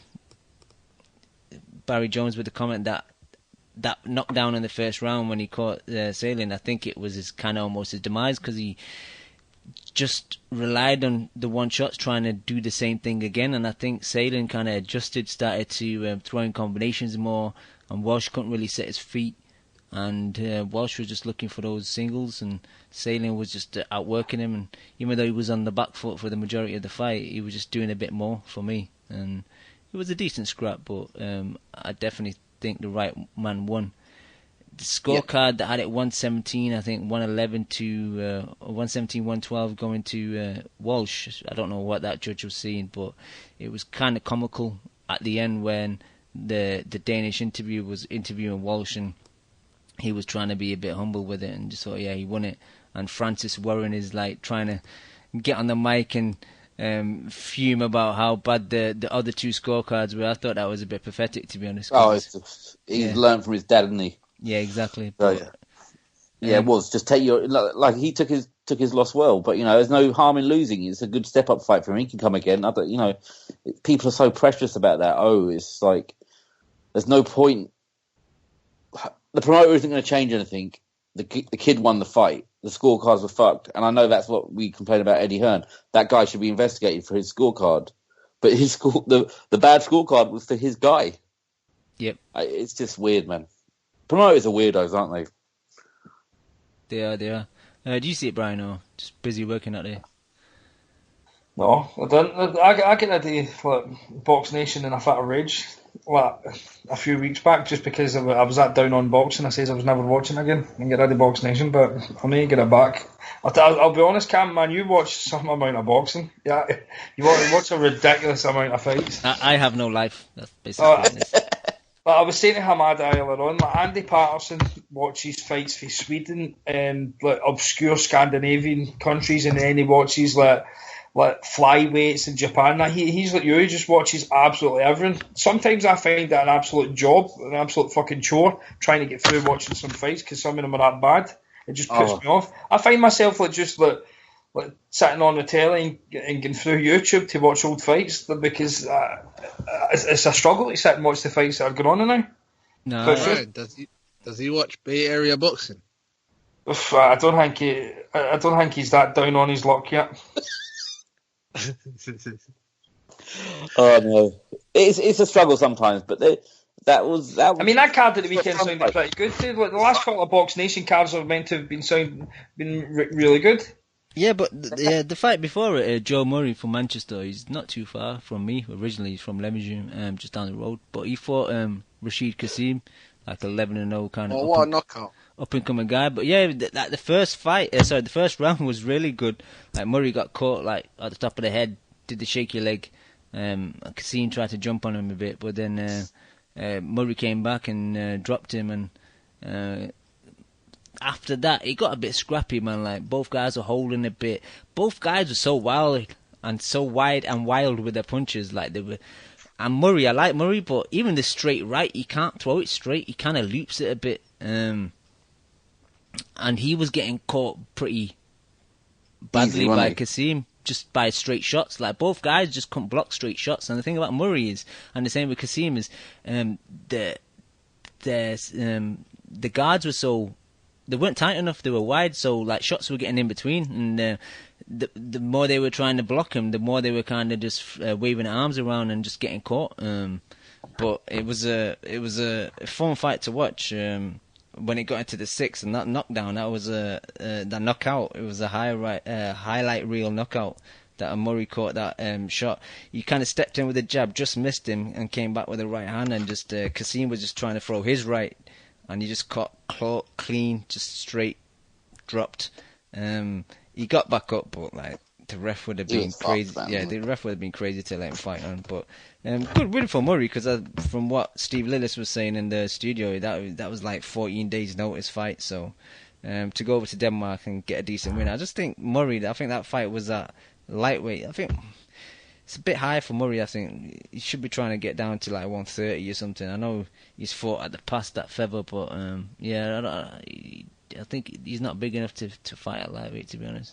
Super feather is where he should be. Yeah, I think super That feather. was a beast of a knockout, though. It was I saw Vine on Twitter. It was a dangerous knockout, man. I mean, shout out to Dave Allen. Dave Allen actually told everyone, Dave Allen, the big heavyweight, he tweeted out saying that how he thought Joe Murray would win, and he gave everyone that tip, and whoever took it, well played. But make some money. Yeah, is he John Murray's brother? Yeah. Oh, okay. I can remember him being like highly touted. Very high. When he was like turning pro, and he was a decent boxer. Who was it? Like he lost to, and he kind of just went off the rails a bit. He had two fights with Walsh. Walsh. Ryan Walsh, didn't he had that. He had the first one where it was a majority, and then he lost the rematch, got stopped. Yeah, that's what it was. But since then, I think I think they were with Hatton at the time, and then they left Hatton, and then they really had a promotional deal anyway. I think they would. Who they were now? Steve Wood now, I think. So I think he's trying to get back on track. But I'm pretty sure he's in. It's not about living a farm or something like that, and he's just right into. Don't quote me on that, but I'm sure he is. Like he does a lot of things out with boxing, so I'm kind of boxing's took a bit of a backseat. I know he had like a bit of run in with Joe Gallagher as well. Well, because his brother. Well, that was quite entertaining. Yeah, and with John as well. Like, I think John's going to be a good up-and-coming trainer. Like some of the advice he was giving Joe in the corner, even though there was a lot of swearing involved, I think he was giving good advice and good tactics to use. And I've always liked John Murray, man, even though the way his career ended a bit, with his eye injury and stuff. It's a bit of a shame, but I hope he does make it as a good trainer. I bet Box Nation didn't apologise for the swearing. No, it didn't. They never do. Yeah. They're not Barry Sky. Jones. Yeah. Sky apologised for like Bellew saying bitch. I know, like they're just too PC. They just worry about complaints gonna come flying in. I know this got nothing to do with boxing, but Sky even apologised for. I was watching a football game the other day, chanting in the crowd. Oh, so they did. It was yesterday. I mean, fucking hell, man. Saying that they could pick up the stuff on the microphone. I mean, that's yeah. I tell you what, the BT better turn their microphone down on Sunday then, because there'll be all sorts of getting shouted on that at the game at the weekend. So they better off just closing it. Yeah. That's about it. I know Daniel Gill fought and got stopped in 2, so I think that's Danny Gill's career probably over now, unless he just wants one more fight and then go out on a win. You don't come back from that loss, man. He just quit. Yeah. All right, let's have a break. Just to give props to the people in the chat. We got Shams 1000, Doe Masters, Mr. Dermo, Overbruv, Combe, Nothing for Something, Nunez 83, Joey D14, Mr. Fix. I think that's Caffeine and Hip Hop. Mr. Fix. Shout out to him. Kevlar, PM versus D Segura, Beast Mode, Pinhead 360, King J87, Wasif 1, Tony A on 17 guests. All right, let's talk about Daniel Lim's favourite boxer, if Daniel's still on the line. Danny, you still there? Yep, what's up, guys? Lim, your favourite boxer said, me and Vargas might be the best fight of November. Mr. Danny Garcia. Oh, Jesus Christ. I'm actually going to take a controversial stance here, and you guys can shit on me all you want if you want to, but I'm kind of okay with this fight, just in the sense that we're getting Keith Thurman next, right? Isn't that signed and guaranteed? Why can't we get Keith Thurman next? I know. I totally get it. I understand Danny Garcia is the quote-unquote WBC champion, and he's fighting a guy in a 10-rounder, which is complete dog shit. But all I'm saying is that I think I hear a lot of these guys, especially even Keith Thurman himself, shit on Danny Garcia's resume at 147, and I agree, it's shit. But at the same time, like, what the fuck has Keith Thurman done at 147 before Sean Porter? You know, he had so many bullshit tune-up fights in Collazo and one of the Diaz brothers, and I don't know, man. Just the way that the boxing currently is, like, I'm okay with this fight just because we're getting Keith Thurman next. You know, it's a fucking. I mean, I'm not gonna watch this fight, so I'm just going from the point that if this is what it takes for a fucking cherry picker like Danny Garcia to get in the ring with Keith Thurman finally, like, I'm okay with it. I guess that's just what I'm resigned to nowadays as a boxing fan. Yeah, that's the point. You're resigned to it. That's a shame. Yeah. Nobody's to blame for this, like, 10-month layoff other than Danny Garcia. He can't turn around and say that he needed a tune-up. I tell you what, Keith Thurman didn't need a tune-up to go and fight Sean Porter, and Sean Porter didn't need a tune-up to go and fight him. Like, they were out near enough a year, and they still went in and fought there. It's absolutely no excuse how this fight can't happen. You know what this is? This is just basically Danny Garcia trying to get another payday before he gets knocked out. And I'm hoping that Danny Garcia. You know what's crazy though, Brian? I think Keith Thurman versus Danny is a 50-50 fight, and I find it really hard to believe that so many people are so fucking confident that Keith Thurman is just gonna completely blitz Danny Garcia. I find that pretty amazing. Yeah. Like, what has Keith Thurman done? What has Keith Thurman done in his past 2-3 fights to make you believe that he's just gonna completely spark Danny Garcia out? I think it's the opposite, guy who though. Has an iron shin. I think it's the opposite. I think people are going off what Danny Garcia hasn't done. Yeah, that's basically but he really hasn't done anything that egregiously bad to show you that he can get knocked out. He's been outclassed in certain situations, but like what can Keith Thurman really do to completely just destroy Danny? He can outbox him. I agree with that, but do you really think he has even a 5% chance of just completely knocking him the fuck out? Danny's chin ain't been tested at 47 yet. I'm telling you, man, even know. That Pearson fight, the last few rounds, he was pushing Danny Garcia back, and Danny Garcia's face was a mess, by the way, and he looked as if he wanted out of there. Yeah, he looked like he wanted to quit. He was on the ropes for 2 rounds, wasn't he? Yeah. I think he got robbed. Peterson got robbed in that fight. Sorry, do you know the reason why I've got an issue with this? I wouldn't have an issue with this if Danny Garcia already had maybe 3 or 4 fights already this year. He's had none. He's had like one at the start of the year, which is a shite fight in itself, right? Like, I don't want to bring it back to like Golovkin, right? But Golovkin's 2 fights this year are fucking trash, right? And see come like December, if he can't get Jacobs, which we fine well know that Jacobs is not going to take the fight, we're going to shut on Golovkin as well because he's going to fight somebody like Highland, right? And regardless of him, like, because he's staying busy and taking 3 fights, it's still 3 crap fights. So it's 3 fights. It's a full year of waste. Absolutely nothing, right? Danny Garcia doesn't need to go. I know, starting there. He doesn't need to go looking for fights. There's guys in his stable that want to fight him, and there's no excuse for him not to. So, see if he'd already fought like 1 or 2 other people, and he was just taking this fight to stay busy, because it's a non-title fight, and people used to do that all the time. But they only done that all the time because they were fighting 6-7 times a year. Yeah, exactly.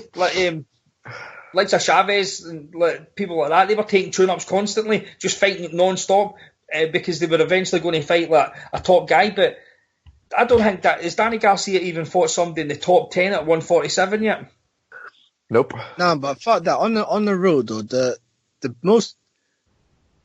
opponent is the problem. Like, there's no other problem. Like, how are you gonna say Errol Spence has got to prove himself? Errol Spence. And you're fighting a guy Errol Spence knocked out on your undercard. Like, how is that even acceptable? Why isn't he even taking the mandatory with Khan? Surely he thinks that's an easy fight to win.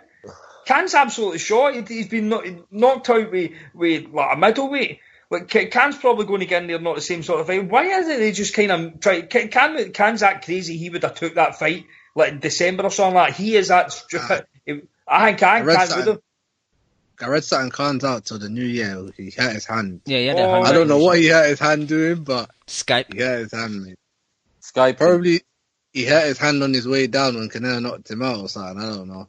I heard he hurt his hand trying to work out how to get into the MMA cages at training camp. I think he's had like an ongoing problem with his hand, and he finally decided to get the operation to get it sorted. But yeah, he said he's going to be back maybe like February, March time. Okay, I read on Twitter that this isn't true, is it? Or is it just like people trolling? Like, did Nez turn around and say that Garcia taking this fight was similar to Kovalev fighting Chilemba? I'm going to get to this. This is my point.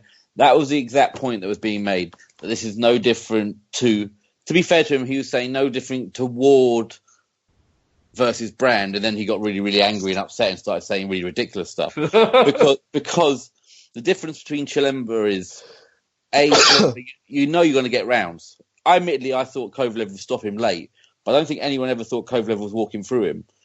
You know he's tried and tested Chilemba, and for a trainer, he's exactly the kind of fighter you want to fight before you fight Ward. So that's a nonsense. I mean, the Brand versus Ward comparison is completely fine. But at any point, no one at any point was ever fucking happy with that fight, were they? It's not like Ward got a pass from any podcast or any other news boxing outlet on that fight. He got fucking ripped to shreds. Brand is a bum, and Chilemba was ranked with everybody that had a brain in the top 10, like heavyweight. And we're not saying like heavyweight stacked here, but he was top 10, guaranteed. Hadn't been stopped. Has a win over Bellew. I don't care what MD says. He beat Bellew that first fight, right?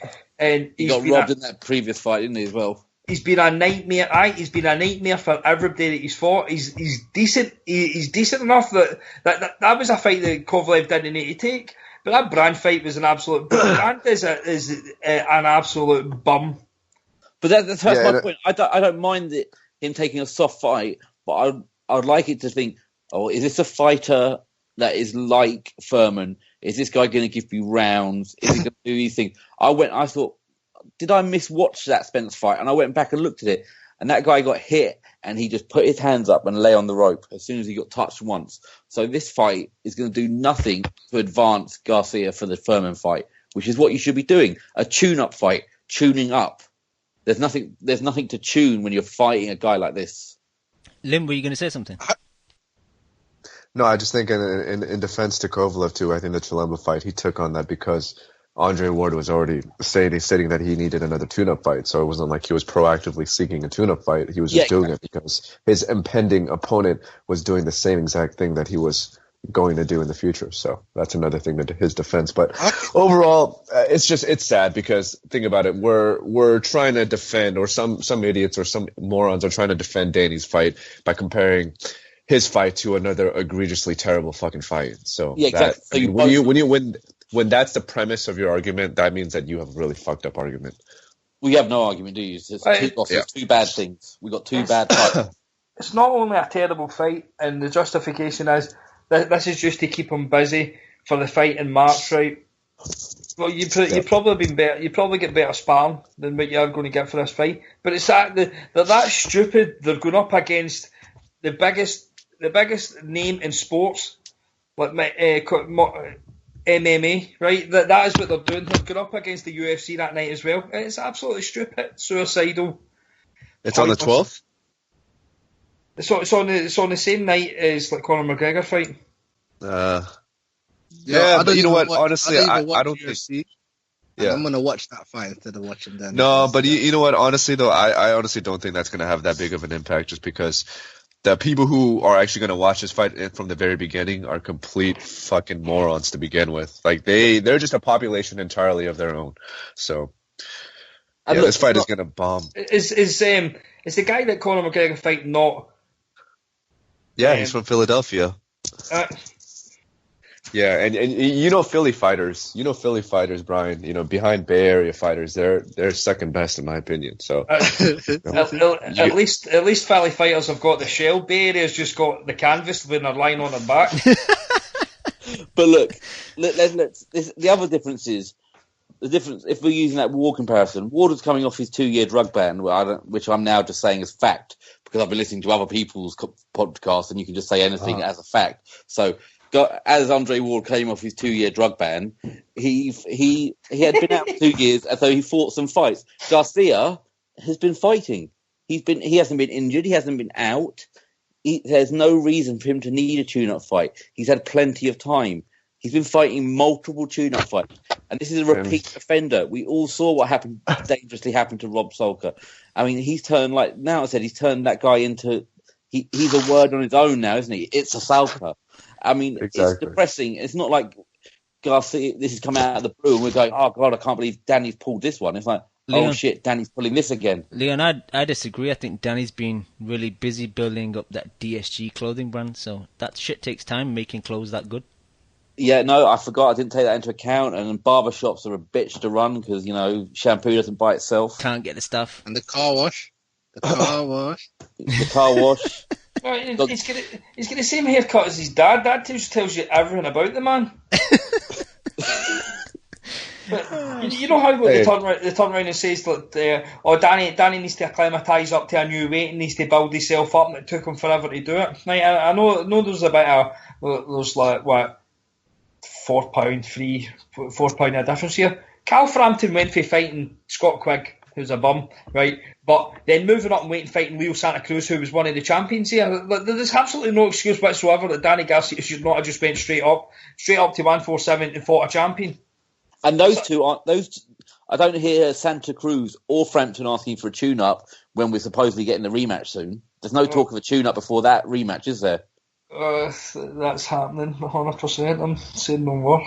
Yeah, so never been a limo. These two guys, they put it on the line once and they're willing to do it again. And that's PBC. So we're not shitting on PBC. It's not about picking fucking sides. It's about pointing out boxers' faults.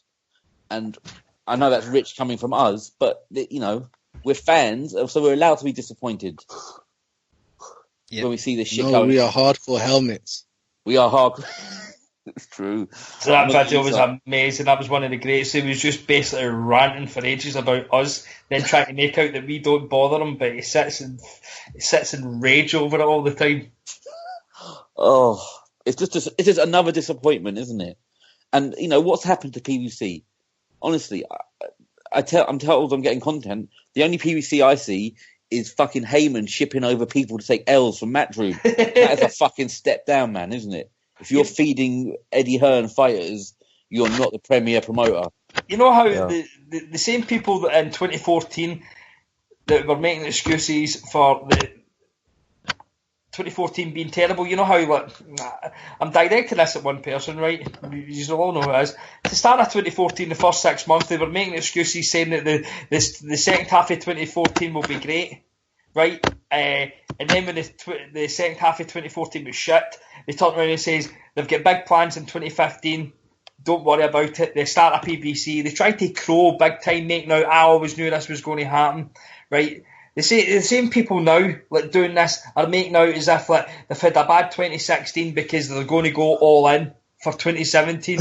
Now, I don't know any company whatsoever that goes out and sabotages their own brand for a full year to do absolutely nothing other than give you shit, then to go all out in 2017 when all the fans that were going to watch it in the first place have deserted. And that's exactly what's happened to PBC. They've all left. Nobody's got any faith in it. It's like basically Frank Warren. You know how nobody's got any faith in Frank Warren, so they don't go to any shows because they eventually get cancelled? This is exactly with PBC. Nobody's got any faith in it, so they don't turn up and watch them. I look at the viewing figures and I know turn around and say, oh, it's good for like, boxing. Maybe it is good for boxing, but it's not for the channels that they're on. They're absolutely dreadful. And Haymon's been the worst thing for boxing. I mean, I hate Don King, right? I can't wait for him to fucking go. I really, really can't. He's a horrible human being. But Don King was nothing but good for boxing fans because he didn't care. He would steal from boxers, right? We know that. But he would give us the fights that we fucking wanted. And look, Haymon is giving us absolutely nothing. Oh, look, I'll say, as long as he gave us Frampton, Leo Santa Cruz, but again, I think that's the fighters forcing the fight. And what else has he given us? That Comey Easter was a good fight, but that was a kind of mandatory, no-brainer, mandatory kind of thing to put together. But let's be fair. Porter Thurman, which was about a year and a half overdue. Yeah, exactly. That was a good fight. Haymon, thank you for that. But let's be honest, it hasn't been a good year for anyone this year in boxing. So but the point is, there's also an additional point that people always forget is that it goes back to the whole point of an argument being predicated on a terrible, weak premise, which is saying, well, everybody else has been shit as well. Well, again, that is absolutely correct. I don't argue against that whatsoever. But the reason why I am so upset with what PBC has done is that they were actually given the platform and the resources to make something good out of something. And they have about 90% of the roster. Now, 90% is just something I'm throwing out there, but it does seem like they have about 70 to 90% of the fighters that we all want to see, right? And because of that, because of the wealth of resources that they have, it makes their mistakes and their unwillingness to put in the best fighters when they have all of these resources that much more egregious, in my opinion, right? That's why we all blame these motherfuckers. That's what people need to understand is that we're not just pinpointing out PBC because we fucking hate Al Haymon or we hate a certain type of fighter. No, it's because they've done the most damage to boxing, and just because they have a couple of good fights a year, that doesn't rectify them of their past mistakes. Of course they're going to have a couple of good fights when they have, again, 80 to 90% of the fucking stable. That's my whole point. So that's something that people need to understand. Yeah, it's easy for them to make good fights, but it's not. They should be. There's so many bad fights. Their ratio is not good enough, is it? Bad to good. Haymon could have had a Super 6 welterweight tournament without having to, outsource to any other promoters. No, but you see what the problem with Al Haymon is? He's the promoter. Well, he's not technically the promoter, but we all know he's the promoter, and he's their manager / advisor at the same time. So if he goes to Thurman and say, for example, Spencer says, yeah, I want to make you two fight each other, and they say, one of them says, no, I don't want it. It's his job to not make the fight happen. Do you get what I'm trying to say? He has to protect the fighter the same way and make the big fights. So that kind of goes both ways, though.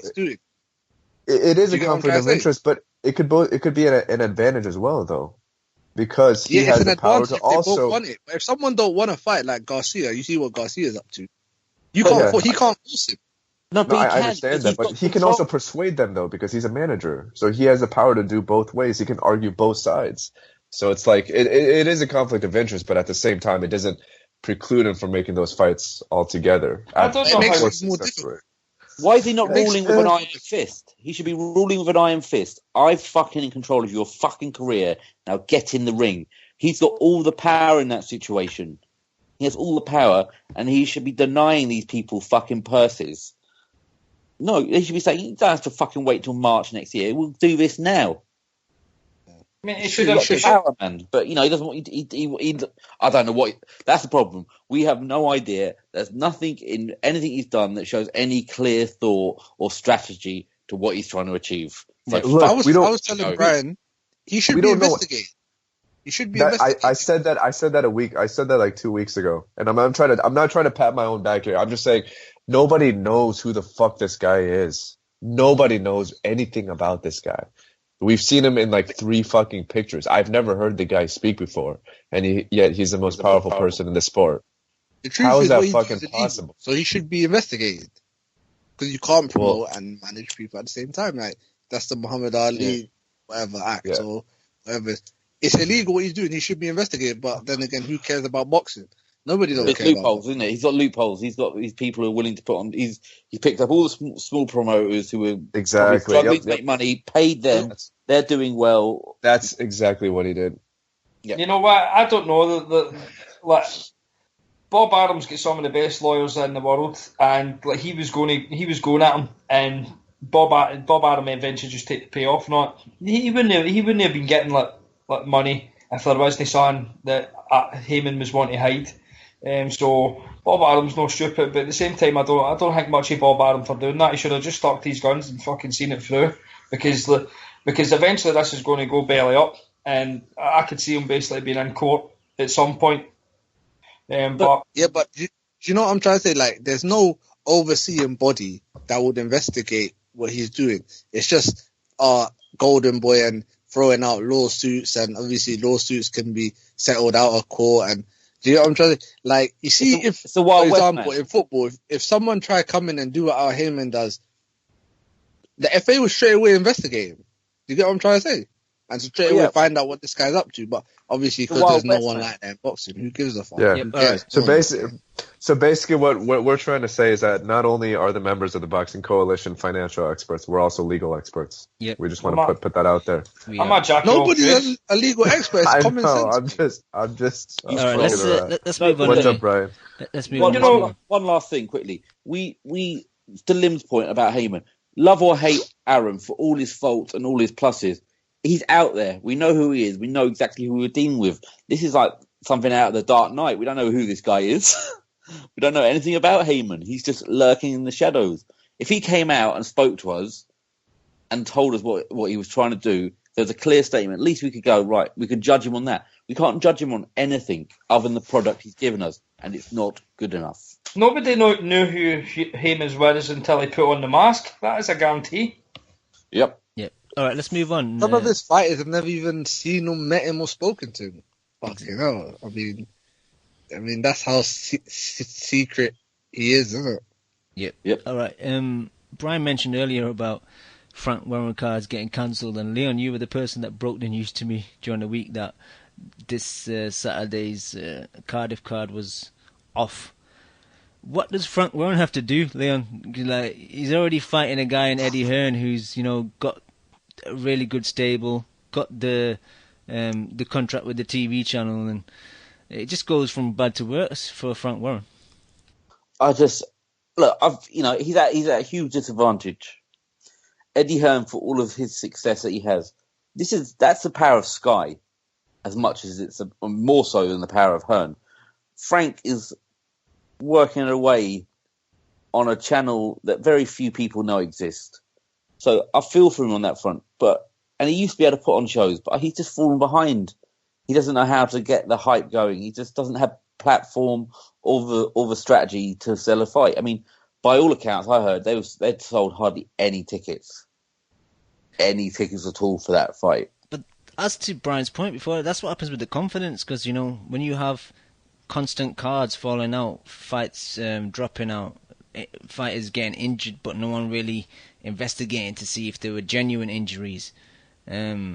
People getting added, then getting removed. Like Billy Joe got added to this. His opponent was terrible. Well, not terrible, but no one really knew him. And then, Billy Joe's injured. all right, Liam Smith's injured now, we'll just scrap it till next month. It's just, why would you want to invest your money to go down to Cardiff and spend the money on either travel, trains, your own vehicle, the hotels? Why would you want to make that investment when you know something like a pull-out or cancellation is going to happen? Like, I wouldn't even go to a Frank Warren card in Manchester, just because it's not worth it. There's too many fights that get cancelled. Yeah, I can see Cyclone and what's those guys down in Bristol begin with S. Those the Senegals. Yeah, I like the Senegals. I can see the Senegals and Cyclone overtaking Warren if they play it right with Channel 5. Warren as a promoter looks shot, doesn't he? Let's be honest. But his channel, I love his channel. I love his channel. I shouldn't have said that yet. But I love the channel, but will it be there? I mean, I love it for international fights, not really for the UK cards. And Boxing Matters. And Boxing Matters. I've never watched that once. I've never watched the Coogan show either. I'm not saying this happens, and I'm not saying that it doesn't, but it would not surprise me if somehow the books are being forged to show that they're selling more tickets in the arena than they really are to wash dirty money somewhere. I'm not saying that happens or anything, but no, but it's just a crying shame that he can't pull it together. It's depressing, really, isn't it? It's just like, I thought it was a joke when I found out about that Billy Joe injury again. It's just like, how many times? I mean, bullshit. How I told you, only one of them's injured. Both of them ain't injured. Yeah. Williams is injured. And probably just thought, you know what, we can't go ahead with this car, so let's just say Billy Joe's injured as well. Because Billy Joe's always injured these days. He's become irrelevant, hasn't he? I think Billy Joe's just never on weight, and he just thinks, well, I'll just feign injury. You know what I find suspicious to this card? Like, no, I'll just say that I'm not saying that Saunders is injured, right? Because he's probably not. Maybe Williams is. I just find it suspicious that the card was meant to be. Was it Saturday there? Is it meant to be that Saturday there? Yeah. Saturday there, aye. Yeah, Saturday coming. Yeah. And so it was going up against like Bellew's card, and all of a sudden it's been no. It's upcoming Saturday, so it's going to go up against Edgington versus. This Saturday coming. Bragging rights. That's kind of not really back my point into. What I was going to say is it's been moved to the Joshua date that's now been moved to December. So the 27th of November? It's going on the Joshua date instead. So, and is it not been moved, or is it staying in Cardiff? It's last I heard it's staying in Cardiff, but I wouldn't be surprised if it's moved. Right, so the date's been changed, so it's no longer competing with MD either. But I don't know. It's like this. This never ever happens with Hearn. I'll give him his due. Like, Hearn never ever seems to have like a headliner be injured. It can't be just a coincidence here that it happens to Warren all the time. His guys can't be that brittle, and Hearn's guys are just all the perfect specimens where they don't ever get injured. It's impossible. And you know how much I hate Hearn, and I look for a reason to slag him, but. No, it's a joke. That's how I'll not go to a Frank Warren card. Why would they? I mean, people were asking me to go to the Fury fight, and I was like, don't be so stupid. Nobody, I don't think anybody thought that fight was ever going to happen. And many times has Warren had pull-outs this year. So many times. Yeah. All right, let's move on. To be fair though, Fury Vlad had nothing to do with Warren. Warren was just like but it's his TV company. Yeah, still on his platform though. Yeah, but he's not pulling them out of the fight, is he? But it's happening on his watch, though. It's not happening on Sky. Yeah, I agree with that. Yeah, I hear what you're saying, but, it does make sense. I mean, the one time it did happen, it was on Sky, funny enough. There you go. Yeah, all right, move on quickly, just touch on Vlad versus Joshua. Rumours are looking like it's going to happen. What's everyone's thoughts? But what's the date? What is the date? Is it the 10th now? Talking about December 10th, but I think that's a bit too soon, man. It's too soon, yeah. I think it might be next year. I think it might happen. It might be next year. That's what I'm going to think. They'll say it's made, but it's not yet. It'll be like February, March. Leon, I told you this ages ago that Vlad had a date booked in 10th of December, and I don't know if it was the Berlin Stadium. It was going to be held right, but the way it kind of works out is like the 10th of December is when Golovkin's fighting, who's with K2, and I'm pretty sure that they were maybe trying to squeeze in like Chocolatito fighting maybe somewhere else, and I think they were maybe trying to align everything together, like the 10th of December where they were all fighting at like one in New York, one in like California, and one in like Europe, right? So they were all at different times, but it was all running in the one day. And I think that this is maybe like the hold up here is like Vlad is basically digging his heels in and saying, "I want it this year." I mean, as much as I hate to think, I think for some reason Hearn wants this. I was talking to Mark McFarlane earlier on. Now this guy, no matter what Hearn does, I always find a reason like to be pissed off here, and it's the whole issue with the belts. This fight doesn't need like for you to steal a few of these belts for it to be a big fight. It's not going to get any bigger with other belts on the line. Casuals are going to buy it anyway. Casuals are going to try and go to the fight. It doesn't matter. So if the WBO somehow don't give that to Parker, I'll be surprised because Bob Arum's here. The WBA, it'll be an absolute disgrace if Hearn somehow is manoeuvred to get Ortiz so he can tell Ortiz to drop his interim belt.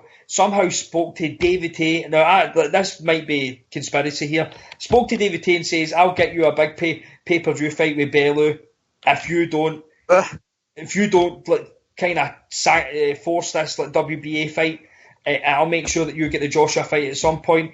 And maybe said something to Lucas Brown as well. I mean, Hearn's fucking clever enough to do this, where there's so many moving parts for him to be able to shift this. But because we know that if somebody really has his ducks in order, they can basically turn around and say, "No, I'm ranked with the WBA. I'm entitled to this fight next to not," and they can sue them. So I wouldn't be surprised if Hearn has seen all this happening and he's already been in contact with everybody to try to get these belts put in order for this fight.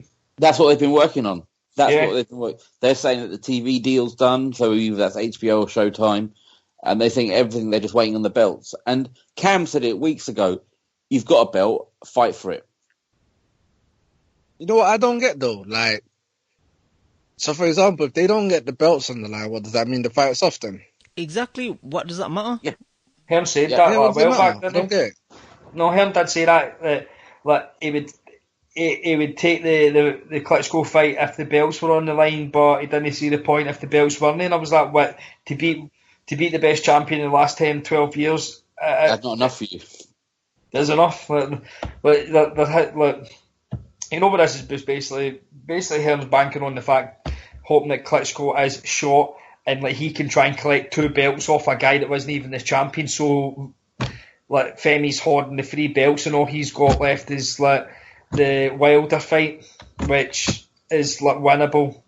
Just quickly though, like I don't know what general thoughts are regarding the winner, but I'd favour Klitschko because Joshua's style is almost made, like very straight up, not much head movement. I'd favour probably Vlad like 60-40 for that one.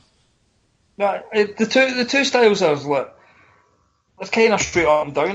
There's no flavour to them. It's not as if the two of them are movers where one will be a bit away from each other. Like, they're going to be there next to each other. I honestly don't believe that Joshua has got a chin. We've seen him rocked, and we've not seen him fight MDL since.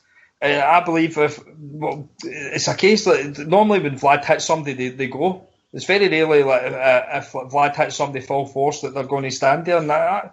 But it's just whether they shot or not. We don't know. But maybe Fury was just that style. Fury's style is fucking freakish for a heavyweight. So yeah. I'll give him credit if this fight is made, but at the same time, 2 seconds later, I'll fucking make sure that I take that credit away from him for finding something.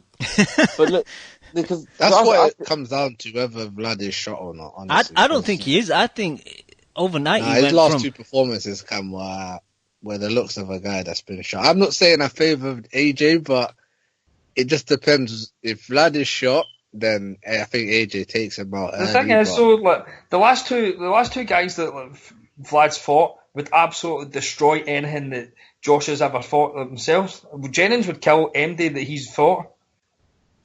I think the other thing is, AJ makes Vlad fight because AJ is gonna go at him, and I think Vlad. Yeah, but is Vlad gonna pull the trigger? Is he gonna pull the trigger?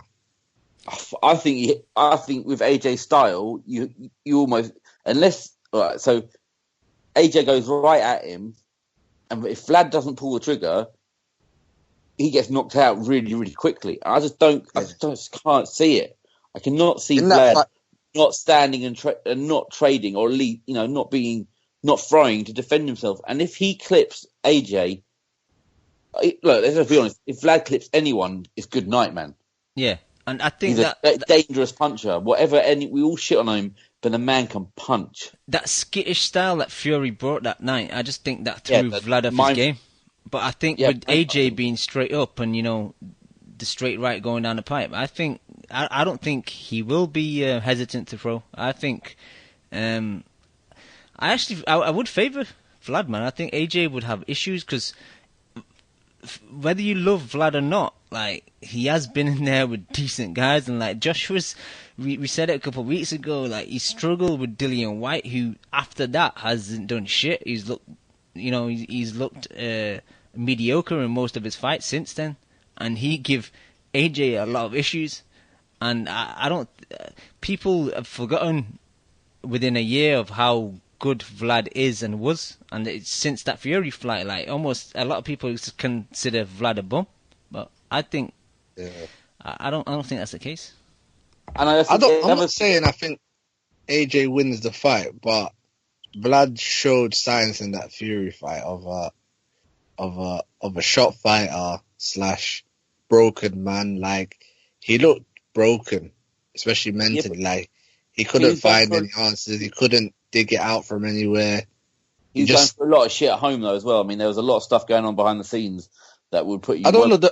In the fight, I think the first 3 rounds would be critical. I think if Vlad doesn't, if Vlad, that will tell everything. It will tell us if Vlad can pull the trigger, if Vlad's got anything left.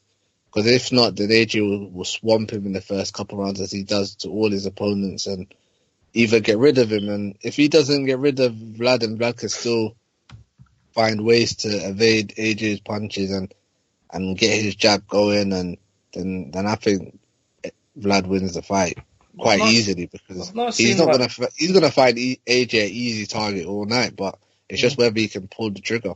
We've not seen like Joshua. I hate calling him that. Like, deal with somebody that's just going to grapple him constantly and wrestle with him and just like kind of push him back onto the ropes. So we've never seen somebody do that. And is he going to get a bit disarmed with that? Like, as soon as, like, what if he does hit Vlad and he takes his punches? Like, we've seen that against like Brazil. Brazil was taking punches like for like so many rounds, and at one point, like, Joshua didn't know what else to do. He just looked as if he was lost. And that whole grappling thing, the clinching and stuff. Vlad, when he fights big guys, he doesn't tend to. He's more aggressive. It's more aggressive. Yeah. So I don't think Vlad would resort to that, because I don't think he feels comfortable doing it with the bigger guys. I don't see it going long though. To be honest, I think someone gets knocked out in that fight. This is our Super Bowl, isn't it? Either like makes it. It either basically gives us the result that we want, which is like Femi getting wiped out and like the matchroom just disintegrating, or we finally realise that like Joshua is the real deal and we can all just jump on that hype train. I disagree. Shall I tell you why? This is a no-win for AJ. If AJ wins, people are just going to say, Vlad's shot, he's 40, Fury beat him before you. If he knocks him out, he gets credit, man. Yeah, that's if he knocks him out, like literally in the first round, like first 2 rounds. If he does a job on him, then, and that's probably the only way AJ probably wins the fight, in my opinion. Anyway, so yeah, he's got. I don't know. I could see a lot of people discrediting him, saying Vlad's 40 odd and Fury beat him first. And I'll definitely be using that. Don't worry. It's true. Those points will be true, though. But exactly. First. The one thing I'm suspicious about here is that obviously Wilder's got the WBC belt, so the stringent drug testing, Vlad will swerve that. He's been prone to doing it. He didn't take drug testing for some of his other fights, and he just refused to take them. So, whether Haymon wants to kind of try and clamp down on that. But ain't it great that Fury took away that chance of AJ beating Vlad? You know, the Vlad that was reigning for 10, 12 years. Like, the fact that, could you imagine if AJ was the one to dethrone Klitschko for all the belts, and how the Sky Casuals and all of them would have went nuts over it? Ain't it great that Fury took that away from him? And then went mental. Yeah. Because, like, crazy. Hearn weren't looking to go anywhere near Vlad until, say, maybe 2018 or something, if Vlad was still kicking around, and maybe take the punt then. But Fury put a spanner in the works, and I'll do like a chew again. I'll give you another Dark Knight analogy. What Fury done was just basically done what the Joker done, and just fucking burned all the money. He just didn't care, didn't he? He just wants to watch the world burn. Reached the mountain and just that's it for me. But the Asylum said that before. Like, doesn't matter what Joshua goes on to achieve and all that. He'll never be known as the man that dethroned the king, and that's true. But you know. That's an excellent point, Brian. Thank you. Hey, no. Let me just interrupt real quick, Brian. I think every single week from here on out, you need to watch one movie, and you need to take meticulous notes on that movie. And you need to make comparisons and analogies between the boxing game and whatever movie that you watch. Well, that'll be good then, because if I come on next Monday, I'll be watching 50 Shades of Grey. Oh, shit.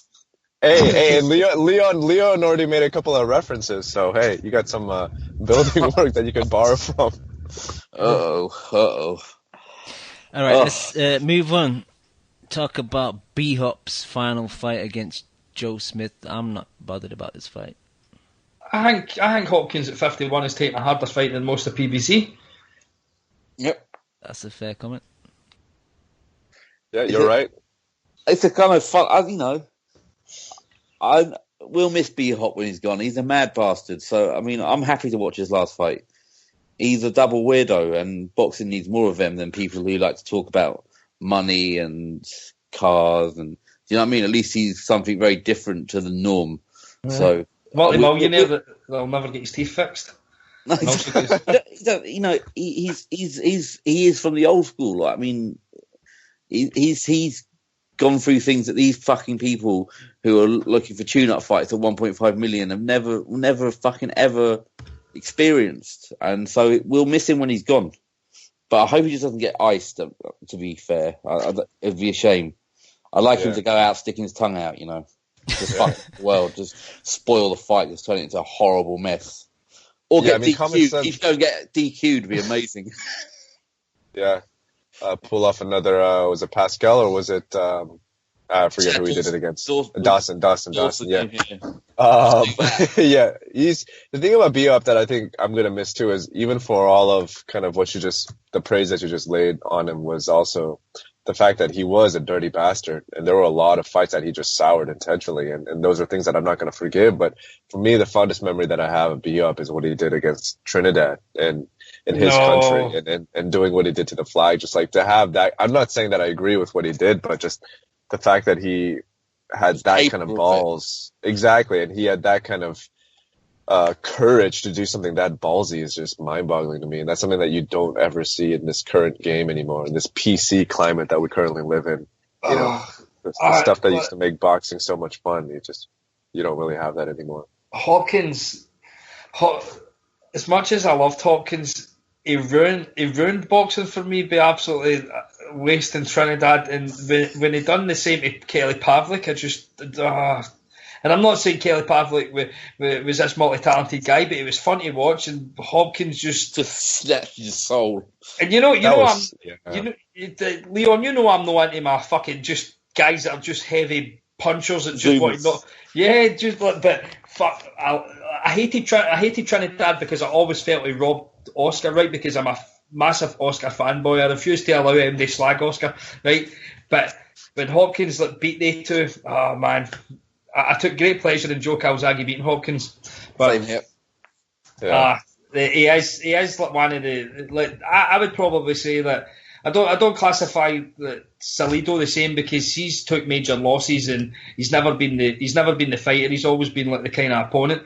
But the likes of Hopkins and Manny Pacquiao are the last of a dying breed. I wouldn't even. I mean, you'll not get a bigger Floyd fan than me, right? You'll know, but Floyd doesn't come into that category, right? But Manny Pacquiao and like Bernard Hopkins are the last. You're not going to get into that.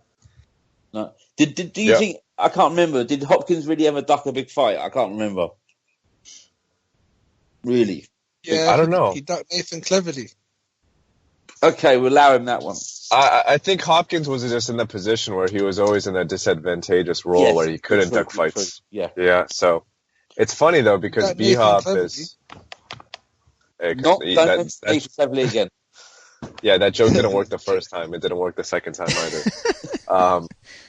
I don't think B-Hop, again, is positioning, but like you mentioned, that Kelly Pavlik shit, I mean, Kelly was never as heralded as Triple G, but for some people were rating Kelly kind of close to that Triple G Kovalev in that positioning, and the fact that he just completely destroyed him and snatched his soul in the way that he did was depressing, man. I felt so bad for Kelly, and I mean, shit, after that fight, I mean, that's when his career really spiraled down out of control in his personal life at that, so... But fucking be up taking, just beating people in the ring and out the ring too. But boxing needs bad guys, right? We need the what do they call it in wrestling, a heel. A heel. You need the heel. And what Bellew was doing, the ranting and raving, I don't want to see it. I want to see Matt, like genuine, like you said, when he burnt the flag, crazy stuff where he knows he's putting himself turning himself into a figure of hate to make the fight bigger.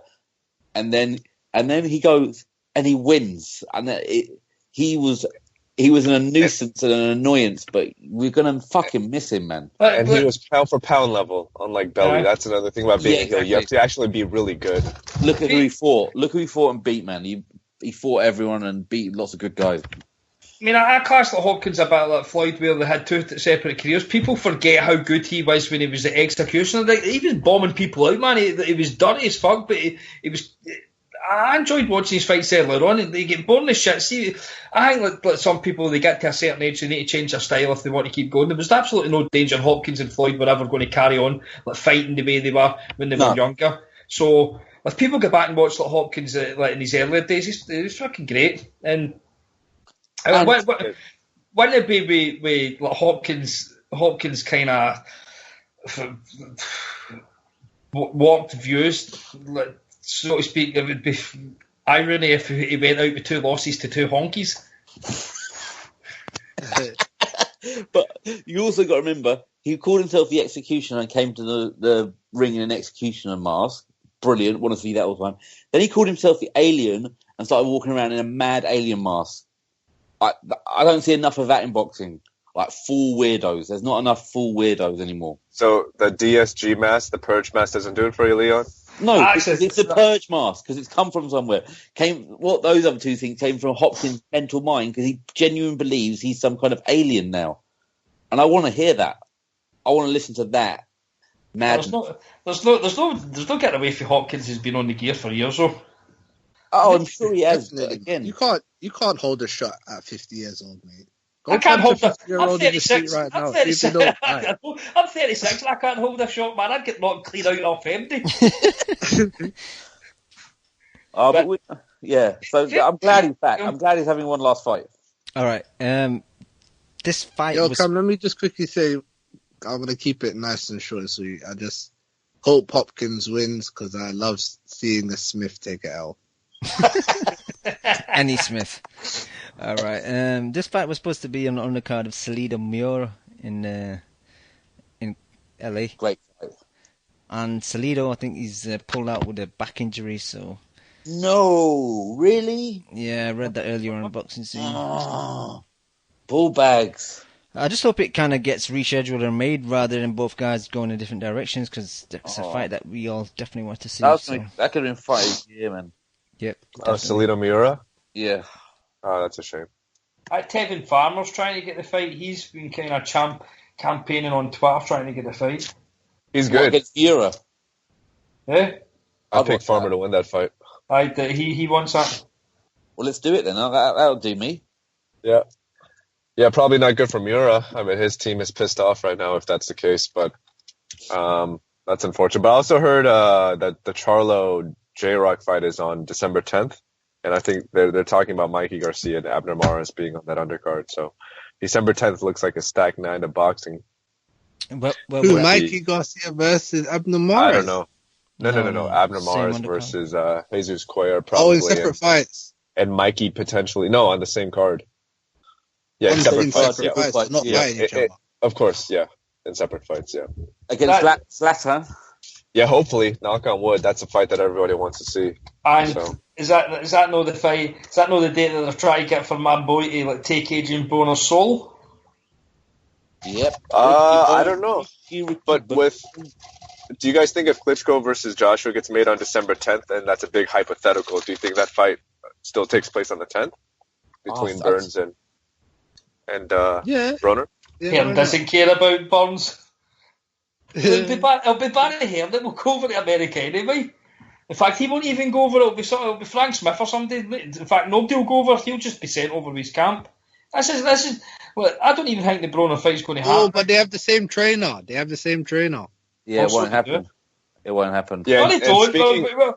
We all know who. Yeah, we know they don't, but they do to the public. And speaking of Broner, supposedly he tried to choke out some hostess at a Vegas nightclub the other day. So that fight not even take place. Oh, we meant to cry over spilt milk.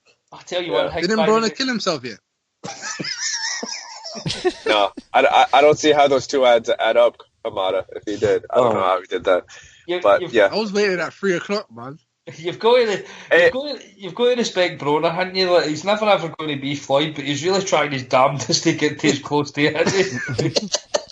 But back to the whole. I think the only reason why we can joke about his quote unquote suicide attempt was because how fucking of a joke it was and how public he made it. But the funniest thing that I read on Instagram was when he put that 3 p.m. picture on Instagram. Somebody said 3 p.m. Eastern time or Pacific time. Savage. That brought out the worst in Twitter. Some people said some horrendous things, and then some people went completely the other way. And it's like there's women and children getting fucking blown to smithereens all over the world. I mean, exactly. Why do we have time to care about this attention? Because they're fucking morons. Fuck. It's like, come on, man. There's horrendous things going on in Syria right now, and people are worried about this guy potentially blowing himself up. Left, right, and center, just horrible things happening. Yeah, but that's a topic for another day. But regardless, I'm tired of Broner, man. I don't even know how you're a fan of him, because, I mean, I know you were kidding, Brian, but I don't think he's even a fucking microcosm of what Floyd did, or anyone for that matter. This guy's just a fucking idiot. None of the shit that he says is funny, man. And you can he's just an idiot. He hasn't done shit in his career, and I'm tired because his fights are fucking bullshit too. So, fuck Adrien Broner, man. I can't remember the last time I liked watching him fight. When he was flushing like dollars down the toilet, and that who is it? Is it Mark Ortiz? No, Ortega. Is that his name? Shit, I can't remember his first name. He used to maybe do Max Boxing or something like that. He went and phoned the FBI and reported him for like. I remember. I do remember. You know that. what I'm talking about, yeah? Yeah. I remember that. Oh god, yeah. So, but I don't particularly like Broner, like as in like watching him or like. I just find he's really entertaining. It's just that he's total like car crash TVs he's the sort of guy that the PBC tried to neuter, tried to like turn into like this clean living sort of guy, and he's just rebelled, and he's the only person that's done it. He's just went right off the rails. I don't know. I just think he's a cornball, man. I don't think that anything that he says or does is particularly just unique. There's no entertainment value for me, so I don't know. I'm probably just a hater, but if he fights Ricky Burns, it'll be seven world titles between the two of them. That's fucking greatness. Exactly. 4 different worlds. What that reminds me of, that there's 7 world titles, and Murray and Groves are 7 world title defeats. Paul Smith isn't even get one. Oh. I don't know how we got to this. All right, let's just quickly preview next week. We mentioned it earlier. There's that Birmingham card, Edgington versus Gavin. I was talking to Leon, and before the Skeet fight, I would have picked Edgington, but after Skeet schooled him and took his soul, I hate to say it, but I'd have to favour Gavin, even though I fucking hate watching Gavin fight. I think he'll just counter him on the back foot in a pretty boring fight. Edgington's just gonna get exposed, just getting caught with the counters, just throwing wild and missing. And I think Gavin's slickness will outdo Edgington, to be honest. War Egg. I hope he does it, but I think you're exactly right. But hopefully he gets to him and at least hurts him.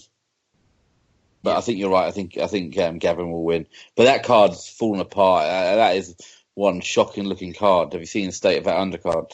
Yeah, Agogo's on there.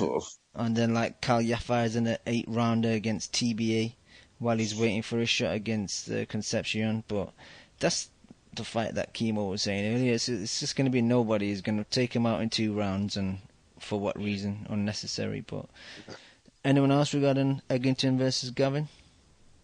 Gavin is the beast that is Frankie Gavin. He's gonna win probably on points. Then order a pizza. Use your southpaw advantages, and then just after the fight, go to the pub, have a pizza, and throw some glasses at people. Brian, do you give a shit? Or? No. I definitely don't think Edgington's going to win. I quite like Edgington to sit and watch because he's quite entertaining, even if he kind of loses. And he's still only a young boy. He's only about 23, and he's got about 3 or 4 wins. So he's on the road to Bronerville. But offered Garcia. Aye. But I don't know what Frankie Gavin's got left. He blew up in weight and everything. He was up in Glasgow for a while, training with Willie Lemond, and for all we know, he's absolutely nothing left. He doesn't live the life either, so he's no like Skeet. Skeet looks as if he lives in the gym. He's constantly in shape, and he never blows up in weight either. So I don't know. The smart move is to pick Gavin to win, but I can't stand Gavin. I just think he talks a load and fucking produces absolutely nothing. And I would rather Edgington win, because Edgington seems an alright guy, and he'll fight anyone as well, I think. Really. And the shit that he took off of Barry Hearn after losing that fight was an absolute disgrace. Yeah, that was horrible, wasn't it? Yeah, so I'll be supporting Edgington. I hope he wins. I know everybody's saying one point Gavin's a far better boxer than Skeet, and he should outdo him, but we don't know what we really, really don't know what he's got left. People say about Vlad, he might be shot, but fucking Gavin's been shit for years. Gavin's not shot. Gavin shits, man. Aye, shot and shit. But look, let's be honest, that Skeet fight was close. So this idea that he's levels above Skeet is a joke. I might be wrong, but I'm pretty sure I had Skeet winning that by a point. Maybe I'm wrong, but maybe I wanted it to be like that. But I'm pretty sure I had Skeet winning that close. It was a really, really close fight. It was an awful, awful fight. But I'll be rooting for Edgington. I'll be definitely rooting for him. Me too. Channel 5 got that card on the Friday in Edinburgh, and it's an intriguing fight for me. Josh Taylor, I think it's his 7th professional fight, and he's taking on Dave Ryan, who he has got a lot of losses, but he is a bit of a warrior. And he's only been stopped once, and that was that back injury I think he suffered again in the 3rd fight against Hibbert. So he's definitely durable, and Ryan hasn't got power. He's only got 4 knockouts, but he does throw a lot, and he does accumulate a lot of punches on his opposition. And I actually really want your guys' opinion, Leon and Haymon and Brian. Sorry, Lim, I know you're not really too bothered about the UK guys, but is this a big risk by Cyclone, stepping Josh Taylor up so quickly? or do you think they just see it's a good scalp to have? Because looking at Josh Taylor's professional record, he's not gone past 2 rounds, and I don't think he's going to get Ryan out of there. So maybe it's a risk where he kind of fades down the straight and, maybe blows his gas tank and maybe gets stopped or something. We don't really know. I think it's a big risk by Cyclone. But maybe they're thinking, we don't know how they're thinking, but maybe they're thinking he's not getting past 2 rounds, and I haven't seen many of his fights, but maybe he's already fought up to the level, because, Ryan's British level, isn't he? Yeah. British and Commonwealth level. So maybe they're thinking, well, we could waste our time with another 7 fights where he doesn't go more than 6 rounds, or do we just kind of see his level? Like I say, do we do what we were complaining about earlier? So I think we've got to, it's one of those things where we've got to think, well, at least he's taking a good fight. And if he's really, really good, he beats him. And if he loses, he can still come again. It's only his 7th fight. I think it's harder to come back if it's your 18th or 19th fight. Do you know what I mean? It's the fight I'm looking forward to, though. Yeah. And I think Ryan will test him. But I've heard the kid's really good. I haven't seen much of him. But if he's good, he beats him. If he's what they say he is, he should beat him in his 7th fight or his 5th fight or his 15th fight. He should beat Dave Ryan. And I like Dave Ryan, but that's the truth of the matter, isn't it? No, he is good, Mo. He goes to the body a lot. His hand speed's good. He mixes up his punches. I've seen him quite a few times. It's just that you don't see much of him because he takes his guys out by the 2nd round. So yeah, I think I might have seen a few things, but nothing particularly memorable, if you know what I mean. Yeah. Brian, your thoughts? I'm going to this. Oh, you are? Oh, good. Aye, so I'll be ringside, having it large, Channel 5. I don't want to kind of come across as this like mad Scotsman where he just kind of backs like people from Scotland. Don't worry about it, man. It's good. I'm not repping the flag like everybody else, but I can only go with what I've been told. And everybody rates this boy as legit. I've only seen what yous have seen. Obviously, I've seen the Commonwealth Games and that, and he reminds me like a young De La Hoya and Salvador Sanchez. I'm not hyping him up much. But I like a guy that kind of switches his punches and definitely goes to the body. I've said to Leon, it's like a bit of a dying breed. People don't seem to go to the body much, and that's how I enjoy watching like kind of like suspense. And I'm kind of planting all my flags on Erickson Lubin. When I went for Amir Imam, and he absolutely ruined me. So I'm going. Lubin's my boy now. Yeah, me too. So I like a body puncher. He does look legit. As for do you think he's getting rushed? For what I've been told is cycling promotions don't have the patience to just give people tune-up fights until for a couple of years and all that. They've not got a big stable. They've not got a lot of TV dates. And Barry McGuigan's of the opinion if you're good enough, then you're getting through in these fights. So it doesn't matter what. Conrad Cummins has been through in quite early with fights. Yeah, he's not got a lot of fights, and he's been in tough. So this is just the way it is. Barry McGuigan's not, like I said, he's not got the patience, and he was a boxer himself, and he didn't take easy fights, and he just basically thinks it's sink or swim, which is what we want. Like I know sometimes you can get through in a bit early, but if you're good enough. Exactly. You want to see them test it. We don't want like Fernando Vargas type where you're about 20-21 and you're just getting through in with killers. But you're not wanting like the likes of Cardo where people were just fighting bums for ages, and then when you try to step up and you get a bit of a test, you struggle. You just get through in there bright and early. But this guy is meant to be legit. He should have maybe stayed like amateur a bit longer, but he said, and I asked him this last year at the Avalos fight, so he basically said that the politics with the GB boxing is that he didn't think that he was going to get picked anyway, regardless of who he beat. And he said it's kind of more centralised with England and Wales, and he just felt as if he had no chance of going to the Olympics. So I don't know what he was offered to go with Barry McGuigan, because there would have been promoters at some point that would have been sniffing around about him, but he went with Barry, so I dare say he must have got a decent signing on bonus. But 140 is not a great division, isn't it? So by the time he's up and running, the likes of Crawford and all that will be a wait. I think he's good enough to win a world title. I think he's definitely got the talent. So, aye, we've got the new Ricky Burns. Woo, what a journey. Hamada, any thoughts? Have you seen Josh Taylor fight? I've actually never seen Josh Taylor fight, but I think it's a bit risky. I've seen Dave Allen fight a few times, and Dave Allen knows how to fight, man. Dave Ryan.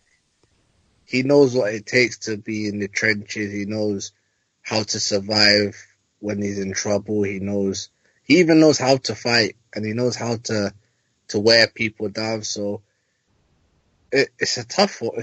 Obviously it's a tough one, you know. I mean, if you're good enough, you'll win. But I don't know. I think it's a bit risky, personally, because it's the person. It's Dave Allen. Like, if he went and fought one of the other guys, the other trade guys, you know how Eddie calls these guys the trade guys. I mean, if you fought someone like, what's the other guy? The guy that he lost to, and Good John and Hibbert and them Good guys. John, yeah. Them guys, maybe, like that's all right. But Conor Cassius. I think, yeah. I think Dave Ryan's actually, I wouldn't say a level above them, but he's better than them. So he's tougher and than them. And he knows what he's doing. So it's going to be interesting. If he comes through this with flying colours, then he's the truth, man. I tell you, like, he wins this, right? And I keep forgetting this is like October, nearly November. You're talking about like maybe like April, May. He'll be wanting to fight. Who's the guy that looks like Snoop Dogg? That's the British champion. Nurse. Aye, Nurse. He'll be wanting to fight him. Snoop Dogg. It looks like Jazz in the chat. Big shout out to Jazz. Isaac, I've actually come around to your and Leon's way of thinking. I think this fight is better if you are good enough, then do it now rather than drag you out to 16-0, 17-0. So exactly. Yeah, it's right. It's what we complain about, where guys just get easy touches, and then stepped up, where they're throwing them in the deep end and sink or swim. But look at Felix Verdejo. Exactly. Honestly, I hate to bring him up because of the incident, but I feel like that his previous 2-3 fights have had a detrimental impact on his career, because I think when he was kind of coming up the ranks, I thought he was fine. And you could keep vetting these fucking CD level fighters, you just kind of acclimatize to your opponent's level, and that's the last thing that you want for a burgeoning prospect. Exactly. I mean, You are what you eat. You eat bums, you become a bum. We know Lomachenko's a different breed. The guy is like genuinely probably one of the best amateurs ever. Like, maybe is the best amateur ever, right? But I don't criticise him for losing to Salido. I will never ever criticise Lomachenko because of the resume this guy's got in so short fights, and that's all I ask for people. I know people turn around and say like, "Oh, Joshua didn't have a big amateur background," and that. Well, I'll tell you what, Joshua went to the Olympics regardless of the two dodgy decisions he got. Right, he won a gold medal. I expected Joshua to be further along in his career. I don't care that he didn't have a lot of amateur fights. The fact that he won a gold with so little amateur fights must have mean that he was legit. You didn't need to take these shite fights. So if you're good enough, get through in. None of this fucking about and building up a name, because if you start beating names yourself, you'll gradually get like the crowd coming to you anyway. I mean, like Josh Taylor's like got like a wee bit of a following and all that, but once he gets on Channel 5 and he starts beating these people and picking up belts, that's when you start collecting fans. You don't get fans for fighting bums, right? See if he starts like beating proper people and taking them out in fashion, that's when people will start like jumping on. Oh, absolutely. And if he's on terrestrial TV and he's fighting good fights by his 16th fight and he's doing well, he could do, because whatever anyone says about Channel 5, you get numbers. I mean, Fury was getting a good couple of million, wasn't he, when he was fighting on there? It's still a good platform for fighters. And like, I know Cal Prafit's over to commentate as well, so the casuals will kind of tune in because of him. Yeah, I'm glad about that. But I think is going back to the tune-up, the whole thing about tune-up fights is this is going to be kind of surprising for some people, because a couple of years ago, I was actually a bigger proponent, I think, of tune-up fights than most. But I think the more that I've kind of learned and seen some of these prospects just get fed nothing but bums, like I've thought to myself, do you guys really think that the ability to not fold when you're fighting a guy like Salido, or just having that toughness to make it through rounds when you're getting your ass beat, like you really think you learn that by? Is that something that you can really teach by constantly trying to like build up your resume? Like, do you feel like you can really actually learn that? So with that being said, like, yeah, I just think with that being said, and not only that puts so much pressure on matchmaking, because you got to find the perfect opponent that doesn't beat your ass too much, but isn't enough of a bum to not give you anything. So I just turned 180 around that entirely, man. I just think I agree with you guys entirely. If you have a guy who you think is legitimate, just put him in there. Don't put him in again. It's like Salido in a second fight. Now that's a little bit overboard, but just kind of put him in there against a top 25, 30th ranked guy in this 4th, 5th fight, and just see what he's made of. Surely going like to turning pro, like you're expected to get harder fights than you did as an amateur. But the way that it's worked now is the people that are now pro got harder fights when they were an amateur. They're fighting absolute trash now. Yeah, that's a great point. Down that is level. A great point. Just think about it, man. I mean, these guys and the amateurs, they're fighting the best of the best. They're fighting in the Olympics. They're fighting guys who are probably going to be top 10 in their respective weight divisions in the future.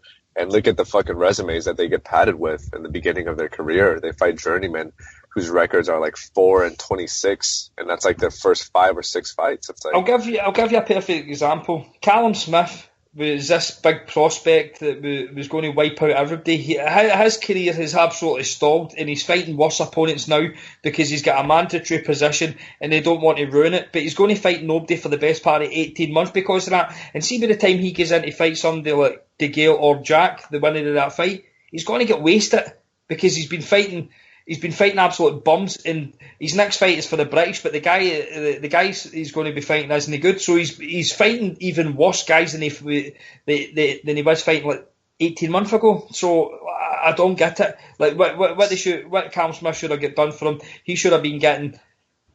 No, he's already fought the brass. He should have been getting upper that. He should have been getting like kind of contenders that. Like journeyman. Murray's the perfect fight. Right, but they don't think that. They think that's too dangerous. He should have fought Groves. Groves would have took that fight. He's offered them the fight. No, the exact words by Joe Gallagher was, "You don't deserve that fight. You need to earn the right to fight like Callum Smith now because he's mandatory." Are you joking? Oh, unbelievable. Like, we're going to lose Ricky shortly. I don't think he's got much left, right? So I'm hoping that Josh Taylor, because we've not got much up here, we haven't. We don't get nothing. It's only like and you guys lost MV2 a month ago, so that only adds to it. He's a quit job. No, come on. I meant that in a good way, man. I think MV2 is your biggest loss to date, so that's the only reason why I brought that up. He's the casual. This is Civil War, man. Hey, next time watch Captain America: Civil War, and we'll just break down, make the comparisons. We'll make the comparisons between you and MV2. I'm going to watch Dark Knight Rises again. All right, David Lemieux's back. No one really cares. He's fighting some guy called Rios. What's his name? Christian Fabien Rios in Quebec, Canada, and a break-off from this Saturday's broken Cardiff card. I think Jamie Cox and Butler, what's his name? Paul Butler. I saw that. They're fighting Bolton. They're fighting in Bolton on a Steve Wood VIP promotions card, so I think Box Nation are playing it, but it's just going to be a pretty terrible card because if you're looking at Box Rec, like... Apart from three fights, everything else is TBA. So Andrew Selby's on the Josh Taylor card as well. Yeah, he's on undercard. Yeah. So it'll be good to get to see him. That's another talented guy. I've said that about in the past when I said about Ricky's on his way out. That I do agree with you that I think Josh Taylor is like the future of Scottish boxing. Yeah.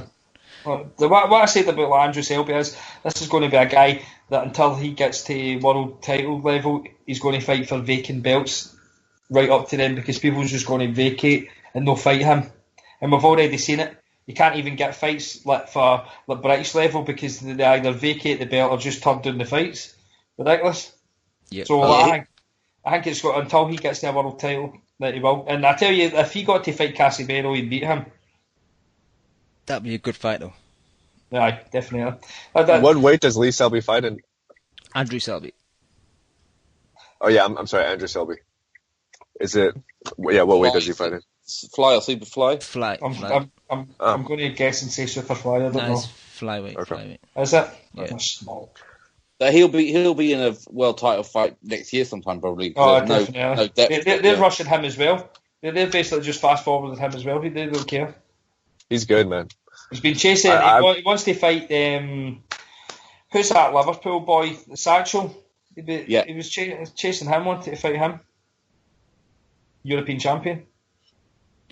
Yeah, I think he beat Satchel, to be honest. He's cut from a different cloth. He doesn't need padded fights. He can just jump in with the best.